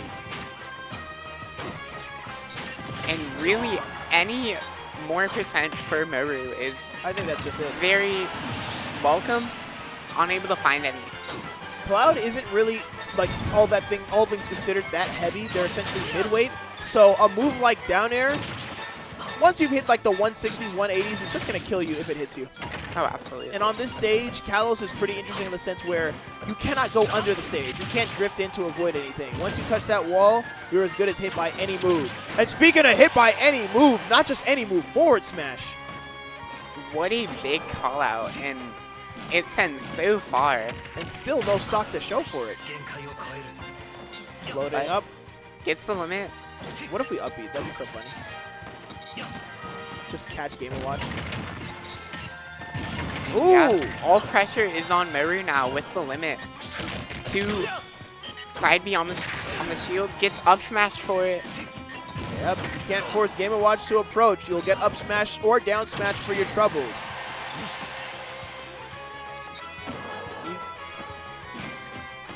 There's still no stock been taken yet. Yeah, second stock for both players, keeping this as even as possible until you get killed off the top by a dash attack. That is exactly what you want to see if you are Maru. Yeah. But burns the limit on the shield back to neutral. But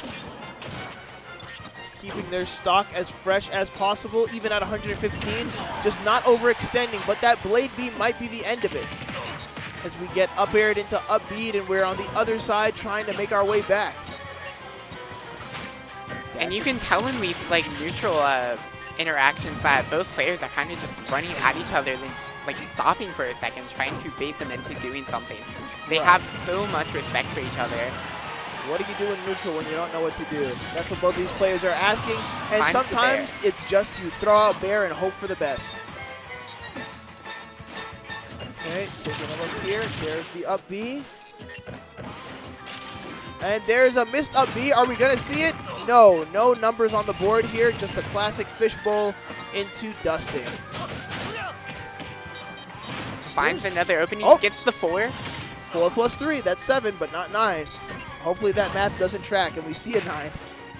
Unless, you know, you're Moiru, in which case you don't want to see that. That'd be horrible. That'd be my nightmare.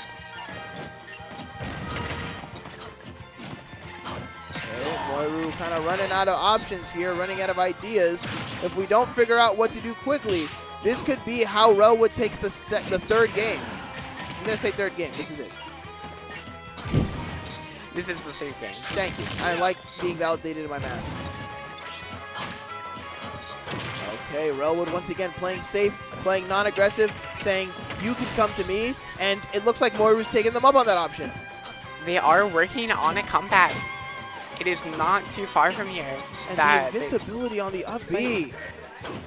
What does Fire Escape not do? Rips an up smash out of shield. We are now even. This is still anyone's game on this Kalos for game 3. Oh god, a blade beam. I forgot that you could absorb those. And now that I think Moiru remembers we're not going to see any more blade beams, we saw a Randy dash attack just to try to get something started. And now we might see Franklin take the game. And up B will send you higher than you need to be. And dash attack will send you off stage. It's food time. Yum, yum, yum. But the up B climb hazard. Relwood. Unable to follow up. But now it's still back to neutral. Anyone's game. Next hit is pretty much guaranteed to kill. Oh my goodness. And in the game of last hits, Cloud is definitely one of the better players because his hits will kill, whereas you have to go far and deep on the side of Relwood if you want to get those kills. Mr. KMLocal wins. The back air multi-hit just securing the 2-1 We love Moiru too, 17 firm. We love Moiru too. Relwood there. And we're glad that they're back. Relwood locked in. Relwood knowing that this is entirely doable. You have your win conditions set up. You know what not to do. And you know exactly how far you should be pushing things if you want to stay in advantage state. So locking back in, focusing on the game is the laser focus of Relwood. Look at those laser eyes. It's like, shooting lasers at people. Okay, it's gone now. 3, 2, 1. Those who fight further. Now, whoever picked this song, they know ball. And speaking of ball, they know how to eat delicious apples to keep the doctor away.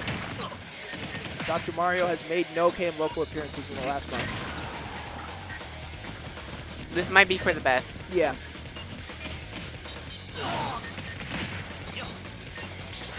Okay, dodging the limit blade beam. Ooh, forward air. Are we seeing another one? This is such a tense set. Both players have so much on the line as this is grand finals and Relwood's point for resetting the bracket. Yeah. He lands a huge grab, sends Moru off stage, doesn't quite find an edge guard. But finds a down tilt, which, funny enough, that move can only hit grounded opponents. So hitting that really does show that you're locked in and you know exactly where you want your opponent to be. And now it's Moru's turn.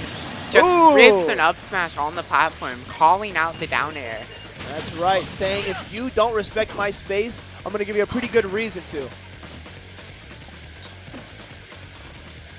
And back off stage goes Relwood.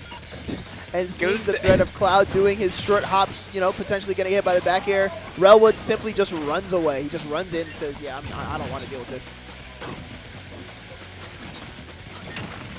There are a lot of things to learn in this game, and definitely one of the bigger ones is just when to and when not to interact. You're telling me.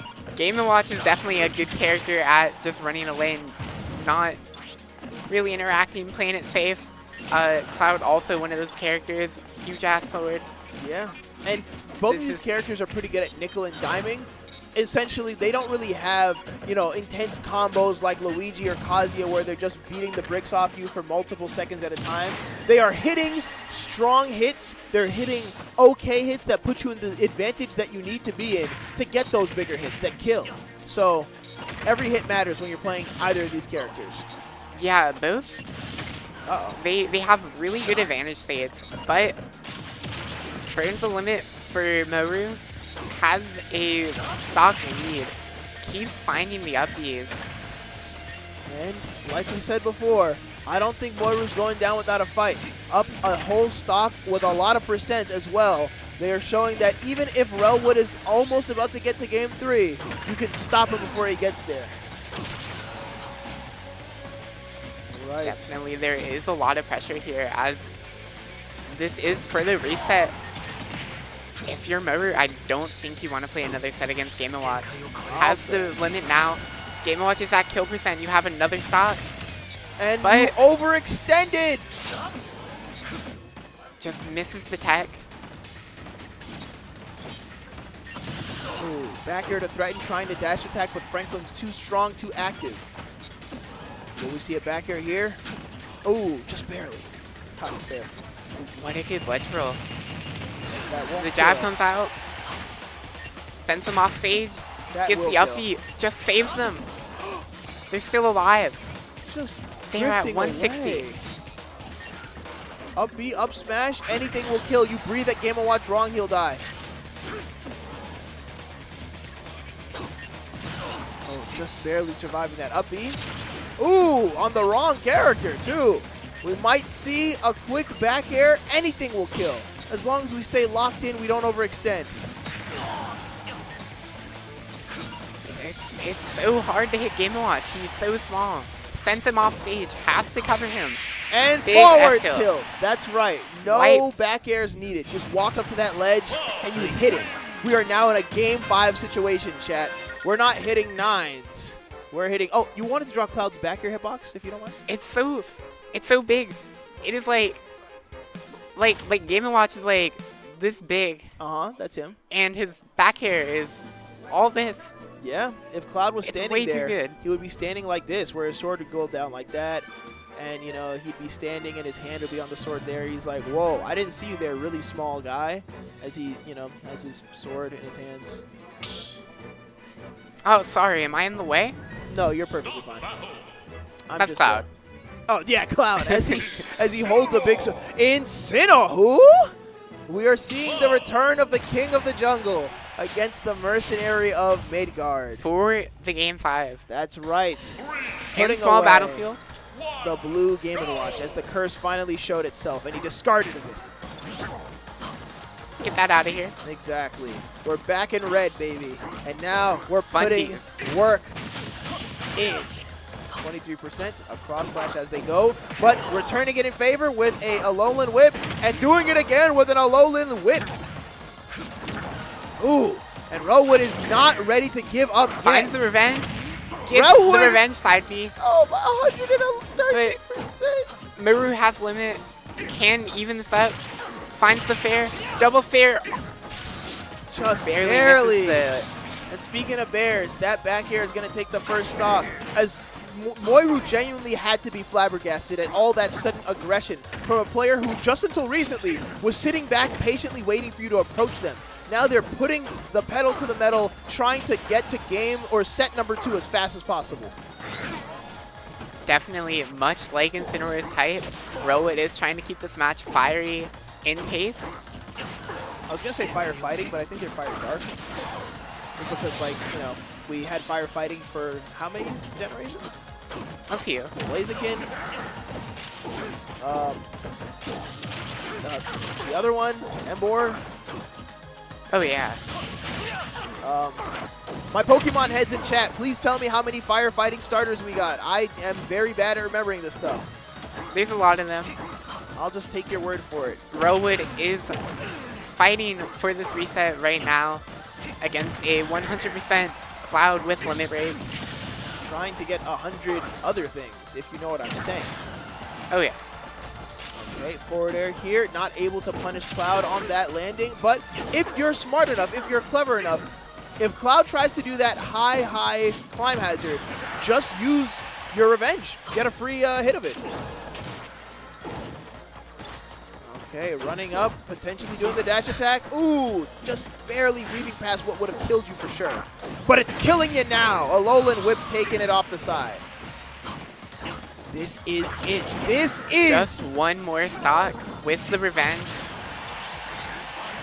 We are at match point here. If Moiru can't lock in and take this stock, this is it. We enter into the second set. Huge, So, lock huge in. side B with the revenge. 77% there. Back air hitting from below, as it should do. And hitting with the dash attack, as we had no more invincibility grabbing the ledge. We're 1-1. There have been 3 firefighting ones, not counting mid-evos or megas. Thank you, Nick. You are the encyclopedia of Pokemon. And speaking of Here Pokemon, comes the revenge. this Pokemon, Limits online. This is anyone's game. Next hit pretty much wins. one character glows blue, the other glows red. Who will take it? Ooh, trying to get in. There it Still is. has the revenge. Uses it with the dash attack. Doesn't quite take it. But Forward grab. throw? Nope. Down throw, up air. We are now in the true final set. Can we get a replay on that? What's the DI on down throw, up air at 100%? That was reset, yeah.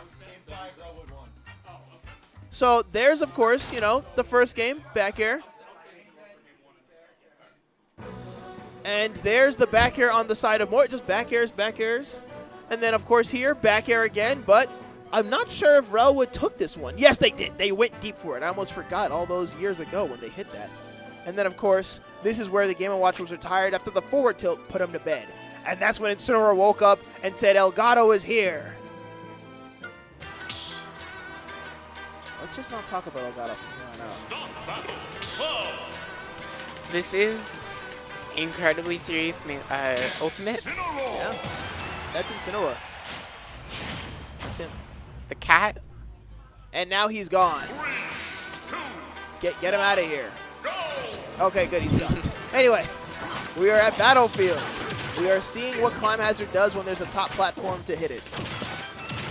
Also, thank you, Nick. I'm pretty sure that Incineroar is Fire Dart, which is, I think, a unique typing to only him, and nobody else has ever had it. Which is really cool. Yeah, Incineroar's cool. I kind of wish the Sidgewai was in the game, though. That would be really cool. We need more archers. We don't have any archers. Hit's in the game, too, but he's kind of just like a rogue, where he just kind of hits people with 2 swords. I don't think people would like an archer character in this game, but I would like it. I mean, Fleet and Rivals. Fleet's cool. Fleet's a cool character. Fleet is really cool. But Incineroar isn't lame either. Wrestling is based and epic, and if we have more wrestling characters, the world is better for it. That is true. I was at a wrestling show last night, actually, in Fairfax, Virginia. I didn't know we had that in Fairfax. I'll have to stop by. At the GMU stadium. It's really cool. But Rel would kind of take some of that energy, Incineroar being a luchador-like character. That's right. Sending people on the whips and hitting them with the, what's it called? The clothesline. Yeah, thank you. I'm always looking for the word to say it. And clothesline looks so violent there, man. Really just put in They hurt. Yes, destroying the necks of any opponents caught in it, and hitting with the Darkest Lariat for the edge guard, but not finishing it. Thank goodness. It sends it the Sakurai angle. If you're Moiru, you're counting your lucky stars that's not killing. The drop kick sends him off stage. Hold up. Oh, you know this, but you don't know who Metagross is. How am I supposed to know who Metagross is, bro? If I don't know him, he didn't leave an impression on me. That's all that means. And also, I didn't know there were many Fire Dark types. That sounds pretty unique. What would Fire Dark even look like in any other context? Ooh, dodging that right there. Up air, not connecting. But we don't need has it. 2 stocks. Okay. Drop kick. Tilt. Ooh, forward air. Oh, are we getting another one and a lowland whip? We're off stage. Are we going to do something to actually kill? Nope. We reset to neutral. Ah! Oh my god. Chat, multi-hits don't matter if you simply revenge. If you get revenge for what happened to you back in the day. And because he hit the shield, he still has revenge. Exactly. It's still online. It did its damage. You're at 124, and now you're at a deficit. Relwood putting another point on the board in this true finals. And yes, you're right, Kimboyashi. This is a classic Xanadu matchup. We haven't seen these two on the sticks together for some time now. So for those of you old heads, this really does sort of feel like old times. Kind of like me. Oh, and we're hearing even more peak. Whoever picked that song knows ball. Trap Hood cheering on. Thank you, TJ, for cheering on Moiru. I'd have liked them to win their first time back here. But Relwood has other plans. We'll see whose plans come to fruition. 2, 1, go! We big cat. Or the big sword. The big sword. Who will win? Who will lose? Find out. Oh, the Hellcat versus the big cat. That's right. Chat, don't drive a Hellcat. Just don't do it. They're too loud. They have horrible fuel economy. Just don't drive a Hellcat. They're fun. They are fun though. If you want to have a good They're time, really fun to drive. Not a long time, just get a Hellcat.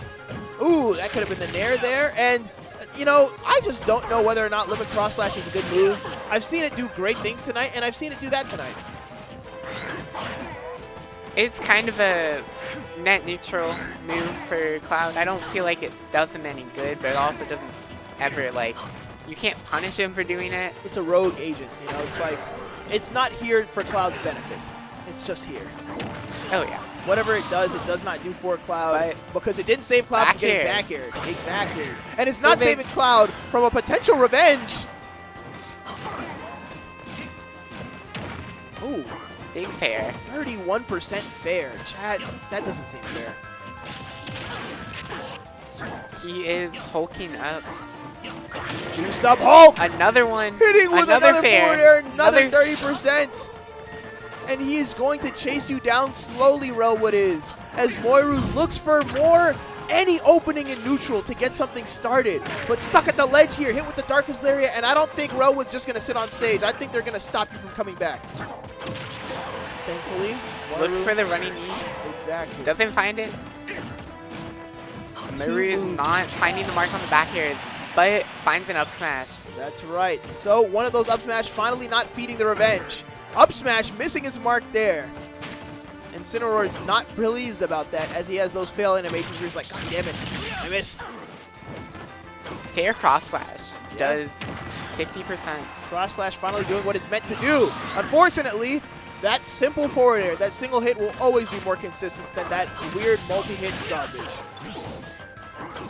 Drop kicks do damage. We need more drop kicks in Smash Ultimate. Oh, definitely. King K. Rool, Incineroar. Name another character who has a drop kick. You can't do it. And I mean forward air, not back air.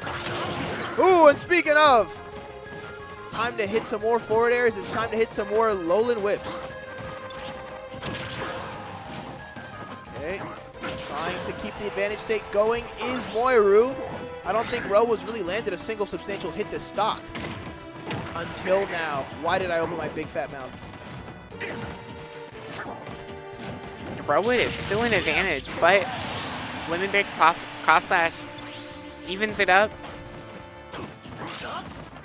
But it seems like Relwood still has control here. That's right. Down tilts into lariats, into up airs, into whatever imagination. It really kind of feels like Moiru's on the back foot here, just trying to react to whatever Relwood does. As Relwood's putting out all of these options to say, hey, react to this, react to that, putting pressure on Moiru to decide something.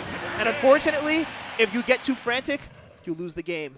Relwood is one game away from what I presume would be his first KMLocal win. Can we get a clarification? Our good and glorious TO. We'll get confirmation there, but this might be a moment where Relwood locks in and does it to do it. We'll see if Moiru doesn't change the course of history and prevent them with another blowout, or if Relwood says it's too late now, you should have killed me, and takes what's rightfully his. They went game 5 the first set, and Moiru has a chance to hang on still. Relwood being up 2-0 has a bit of room to work for. Then let's see what happens, as RTO has confirmed that this would be Relwood's first KMLocal win. So as we enter into game number 3, let's see what will be. And the music helping out with the high stakes scenario we are in. Yeah. Moiru finds the first big break, 50%, still off stage. Yeah, 81%. Ooh, going for it all, but that's not you, buddy. That's unfortunately not you. As Relwood says, all that percents, I don't need that. You can have it. Even it up. What a good opening for Moiru, but Incineroar having the X factor of the down throw up B at the ledge. Oh my goodness, and Relwood is moving like the Undertaker. You take him down and he just keeps swinging at you. He'll never stay down.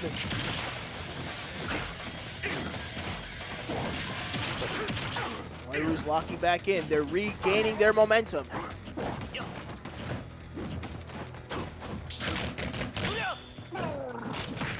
Oof. That's right, Darkest Lariat, chat. It does have invincibility. You cannot stop Incineroar from doing that. We're still trying to make something happen. This is nickel There's and dime a neutral. lot of good percent for Moiru, but still nothing big yet. And keep in mind that because of the edge guard potential of this character, because of how dangerously these lateral hitboxes send you, the fear factor, no jump left, that's a free. Oh my goodness! Thankfully, we still have cross, and it's over. The last stock for Moiru, one stock away from Relwood winning his first KMLocal. He needs to keep his momentum strong if he wants to win this. He's at a good percent for Moiru. Just one big bear will take the stock just about anywhere. Dash attack doesn't quite do it, charging up the limit.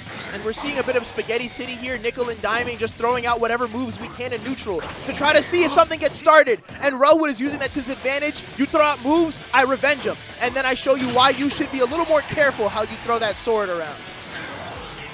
183 for Relwood. Eats the bear, has the limit, can make something happen, has to make it now.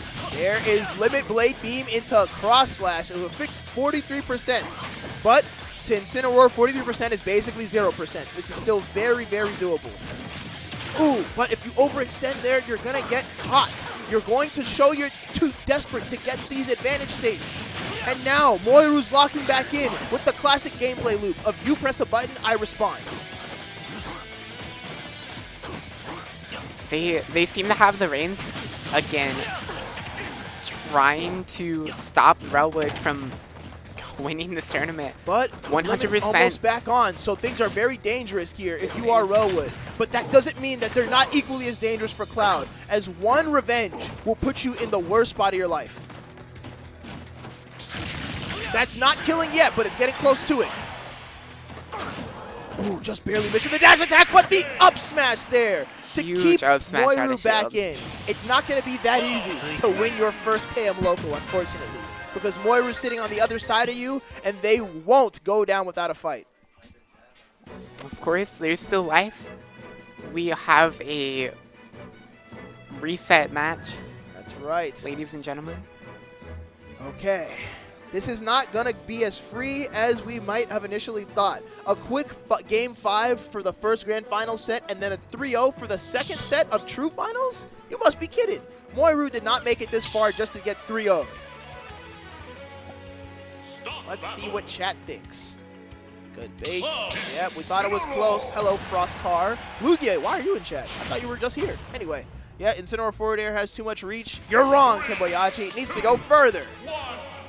And we will see drop kick should be really big. Oh my goodness. Chat, you ever play Undertale? That's my attack. You're blue now. So, what we will see here is the blue color of Game & Watch is now transferred over to Incineroar. Will this be the difference maker on this blue-ass stage? Relwood is camouflaging. This is kind of DM. Sakurai said he tested Enderman on the darkest stages of the game to see if it was working. And thankfully he passed the test. I don't know if he tested Incineroar. Ooh, speaking of putting to the test right here, can we make it back to the stage when Moiru's finally got their mojo back? Oh my goodness. Fighting against the Alolan Whip, any other option would have gotten you killed. They are playing a very big game of cat and mouse right now. Roles are a bit reversed. Call that Cloud and Jerry.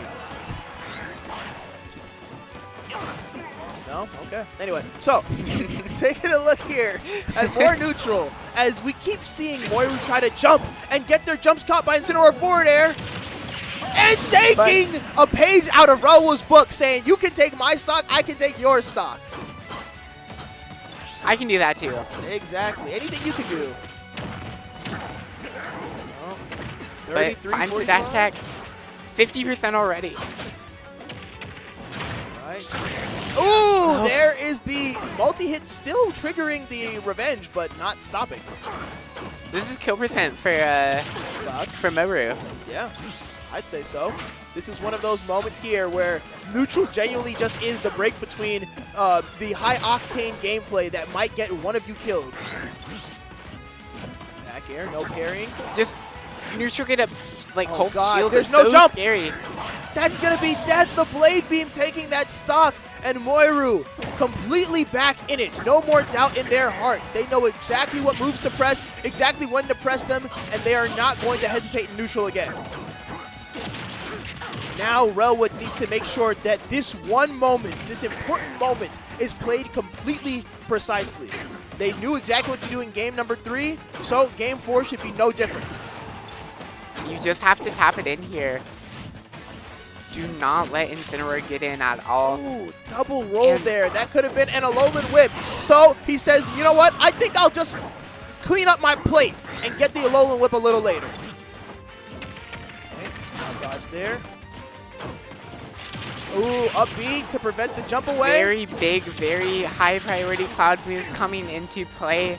Exactly. The climb habit, so good. You can't really punish it. Oh my goodness. And there it is. That's the first Alolan Whip. This is how it gets started. Of course, Moiru still has a lot of limit on deck, but that doesn't mean anything if it's not here yet. You can't force the lead here against an Incineroar. He will just keep hitting you away. You have the limit. Finds the cross slash. It kills! It kills. Directly off the top. Chat, we were at Game 5 in Grand Finals. We're at Game 5 in True Finals. This is the ultimate test of who wants it more. Is this You think to Game yourself. 15? This is Game 10. Because, but best of 5. So they played 5 games. They in the played first winners set. finals too, right? They technically did play winners finals, yes. Oh, and never that mind. wasn't a Game 5. Game 13. Yeah, this is Game 13 technically, but 10 is a cooler number. And I did ask them a while ago if they could go to a first to 10. So technically, I did get what I want. So we are now listening to the main theme of Smash Bros. Ultimate, as this is more than just a game now. The final battle. This is everything. This Every is hit the final battle. is worth its weight in gold, as we will now see in Grand Finals, True Finals, final game. Let's go. Incineroar, Cloud, Battlefield, the final battle. As their background music. Chat, this is like some Final Fantasy, we're in the ether space, and the primordial god of death and destruction is standing in the background waiting for you to approach to begin the boss battle. And we are in it. Percents are even, tied neck and neck until we hit that cross slash. Moru is definitely using the platforms to their advantage. But Oh my goodness! Oof. Reading the book a few chapters ahead to say, I know exactly what you're doing. That climb hazard's your bread and butter, and I'm eating it. There is so much on the line for both players. Whips the cross slash, eats a side B for it, doesn't That's quite right. die. Says you can side B, I'll side B too. Goes a little too far there, a little too aggressive, a little too overzealous, but that's still the alive. energy we need. Both players respecting each other in neutral, making sure that their approaches are as safe, as watertight as possible. They are dancing around the platforms right now. Both players trying to find any hit. They are unable to really get anything started. They are just trading hits back and forth. Seeing Climb Hazard land on stage and not being able to do anything about it, trying to push But- an up smash, you get a forward tilt for your troubles. The chop, And you missed the tech for your troubles too. First stock taken by the Relwood. stage spike. Oh my goodness, trying to forward smash there? I'm sure that was a misinput. Just enough end lag to dodge that forward tilt. Right, up smashes. Mo's trying to even it up. Gives Relwood revenge with this neutral B. But still unable to kill. That will kill, Forward however. tilt. Caught at a very interesting moment where Relwood was not ready to DI. Ooh, but the Darkest Lariat will always be ready. Not losing to any hits there. Ooh, too overeager on that up B. Nobody was there, but someone's here for this blade beam. Once again, too overeager on these up Bs. Moiru needs to pull those back if they don't want Relwood to side stomp B. all over them. Fends him off stage. Finds a grab. That's Down gonna be a throw. back. That's gonna be a Darkest Lariat. Limit's about to come online. Oh, good lord. That almost sent off stage. Oh, that could have been the finishing touch, but missing the opportunity there. Not yet, not yet. Forward air into forward air. Are we seeing a side B? No jump on the side of Relwood. Moru has all the control here. Throws out these spares. Eats a fair for it. Oh, And now it's staying Relwood's on the turn. ledge for too long. Down tilt Relwood has fair. found himself in Finds this it. position before. If he knows what's good for him, he will make sure to understand the risk and reward. What a and good recovery. Exactly, knowing that that dash attack could kill you there and holding it off for as long as possible. Okay, there's another forward air. There's a back air. Big We are back now air. at tournament Last point. stock. Match point for both players. They've played their hearts out, and we're going to see who's played harder. This is anyone's game. This has never been closer. Okay. Cloud has limit break. Falling Uses out the of cross the slash. limit cross slash again. Doesn't find anything. And now it's time for Relwood to whip punish some more, and we'll see if Moiru can find a way back to the stage. And it doesn't look like the answer's pretty clear. Whipping the revenge. Ooh, running forward and getting hit with the cross slash. Up B whipping, but not getting hit. Okay, another Every nair for your move nair. is so important. Oh my goodness, Chad, if we biggest catch a back air jump. ever. Chad! Oh. Thankfully, limit is gone, but you needed it to get back. So as long as you're back, you're safe. Getting too aggressive with these down Bs, with these up Bs, both players know everything's on the line. Finds the up B. Using our jumps, trying to Has get in. control. Just another up B. Whips it. Eats an up A for it. And Rowood has control now. But... Oh. Missing the forward smash! This could be a chat. Thankfully, missing the forward air as well. We are landing. We are trying to get this final hit for both players. The nerves are getting there, but whoever can keep their composure better will win this game. Back air won't kill, but if you're really willing to risk it all, you will win your first KMLocal. Relwood finishing things out with a nail-biting Game 5. But all you needed to win were just a few nails on your kitty cat fingers. Right there. The massive chop to the face. That's winning Incineroar's the hand tournament. for you guys at home. So but yeah, if we ever had a player interview moment, this would be the moment to have it. Genuinely, as soon as he's ready, I think we need to just have Rowood answer a few questions about how it felt going through that gut-wrenching, every single hit mattering Game 10. Good Lord. What a slobbery knocker. What a wonderful set. That's what I'm saying. This genuinely does remind us of the grand finals of old, where it was always so hard to tell who could win these. Looking at this situation here, you didn't know if that edge guard be possible, but forward tilting the hair of Cloud and having that be what wins you the game. That truly is a legendary way to close out Relwood's first KMLocal win. Relwood, if you're ready, do you mind giving us some of your thoughts? You know, giving us a bit of a quick interview. Great. So He's a very employed person, so, you know, we have to make this quick. His time is less than limited. man of the hour. That's right. Rowood hot off his first ever KMLocal win. Among the greats now. Yeah, genuinely. I mean, you know, I've been coming here for a while, too. I haven't won a KMLocal, so, you know, I'm proud of my good friend. He's made a momentous occasion even more so. Let's talk about this. I hear that you're... Oh, yeah, you're going to sit here. Yeah, there we go. Okay, thank you. So, let's talk about this. You are going somewhere. Tell us more. I'm not going anywhere. Yeah, you are. You're going to school. Yeah, I'm going to school. It's not like anywhere. It's an online school. But this will be your last KMLocal for a little bit, correct? For a long while, yeah. Exactly. Yeah, at least until I do my Muay Thai smoker match, and then my Thursdays will be open again. So how does it feel to have what is essentially your pre-hiatus KMLocal be your Cinderella run? That was a lot of fun. Yeah? That was a lot of fun. All like 15 of Morinar's games were really exciting. They were really even. They were really back and forth. They were really fun. Props to them. It certainly beats playing like, I don't know, like a Steve for like 5 games and like wanting to go forfeit and go home and sleep. But and for how close it was, did that make it feel more fun knowing that Yes. any game could have gone in any direction? Absolutely. I would have been happy no matter if I lost or won. That was really, really fun and really exciting. That was some good-ass Smash. That's what I'm telling you. Now, we actually had Kimboyachi in chat say this was an old Xanadu Grand Finals, essentially, because you two haven't played for a little bit. Yeah. But of course, you've been playing this game for a while. Do you feel like all of that experience came back literally in one night, or you had to take a while to remember how Moiru does things? I think we were starting from scratch. I usually played Hero for the last like 5 times I played Moiru. That didn't work out. They were on me.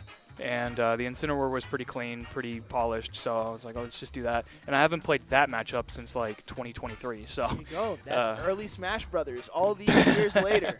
So yeah, I guess our fundamentals player has finally proven that fundamentals, at the end of the day, can Trap win. Hood highlights saying pull out the ego. Oh, okay. Yeah, tell us more. How do you feel? You finally got one under your belt. Yeah. I couldn't have asked for a better way to like retire or whatever. Yeah, it was so much. Yeah. I couldn't. This scene is awesome. This local's awesome. Kyle's awesome. Everyone's awesome. Everyone's super chill. I have nothing but good things to say, and I don't know about whipping out the ego. Like, I guess I guess I'm pretty good, You've but been like coming to these for a while, man. Like, you're constantly running into players that end the runs of other players, pretty much like the brick walls of a lot of KM locals, and you managed to make past all of them today. Sometimes, yeah. I'll be honest, I had a lot of luck today. I had a lot of luck. I got the hose mad combo of down air, a critical up smash. I don't know if you saw game 4 against Micro, where they had the wall up, and I just critical F smash. Sometimes I would have lost if that didn't crit. Maybe. I got the 9 on tempo, so I just everything. Going into Grands, I was like, the brackets blessed me today. They want me to get the win, right? I guess. Otherwise, they wouldn't have. They wouldn't have. I don't know. I've been a lot more unlucky than that. So I don't know. I'm a little tired. My vocals are not as good as they used to be. But as far as playing the game for a long time, I've been playing Smash Brothers competitively since April 2015. I was in high school back then, so that's a little, before the time. Yeah, man. I'm Unk status. My first, it was a custom Smash 4 tournament. Oh, good lord. Classes back That's 1 fair. Yeah, all right. in Cincinnati. I lost to a custom Captain Falcon. I went 1 and 2. You're all these years later playing a fiery character of your own. Yes. Making magic happen. Thanks, so everybody. Now that we're not going to see you for a little bit, where can we find you? I hear you're cooking up some content for us. I am. For those who don't know, those who remember the pre-release Ultimate hype, right? 2018, like, hype train. I was the guy behind Pushblock Gaming who did all those pre-release analyses. And I did a couple other, like, post, like, game coming out. I did, like, character crash courses and stuff like that to, help the casual scene out. I am going back, like, I figure, like, let's wrap this up because Ultimate is on its sunset. That's right. I'm going back and I'm seeing what I got right, what I got wrong, and also how, like, what we thought characters were going to be like and what they are now. Because I went back and looked at some of those old tweets, man. The things that we were saying about characters, we had no idea what we were talking about. Needs to be banned. Gluttony was over there playing pre-release like, oh, Wario sucks now. Talking about pre-patch Wario. We're talking like Bowser sucks because you can't do up throw up air, or like Ike sucks because, or actually nobody said that. Luigi sucks. Yeah. Luigi, the plunger sucks. So how am I gonna get a grab now? You see how slow that is? Yeah, we didn't know anything. Yeah. We were like, oh, K-Rool is actually, we were kind of right about that. Yeah, no, he's pretty. That little thing was like K-Rool's busted for like 5 days, and then it was really bad, and now it's back around where now he's like. The things we said about Kirby sucks, and then now he's like one of the best low tiers, which is a weird thing to say, but... You got a lot of work, though. That's fair. So, right now, it's going to be a big, chunky video, like 40-something minutes. What channel can we find it on, Mr. Elwood? Pushblock. If you type in Pushblock Gaming into YouTube, you can see it. I can write that down for our friends here. Yeah, it's going to be it's straight up it's just one word, Pushblock. And I actually have Symphony. Aiden Symphony?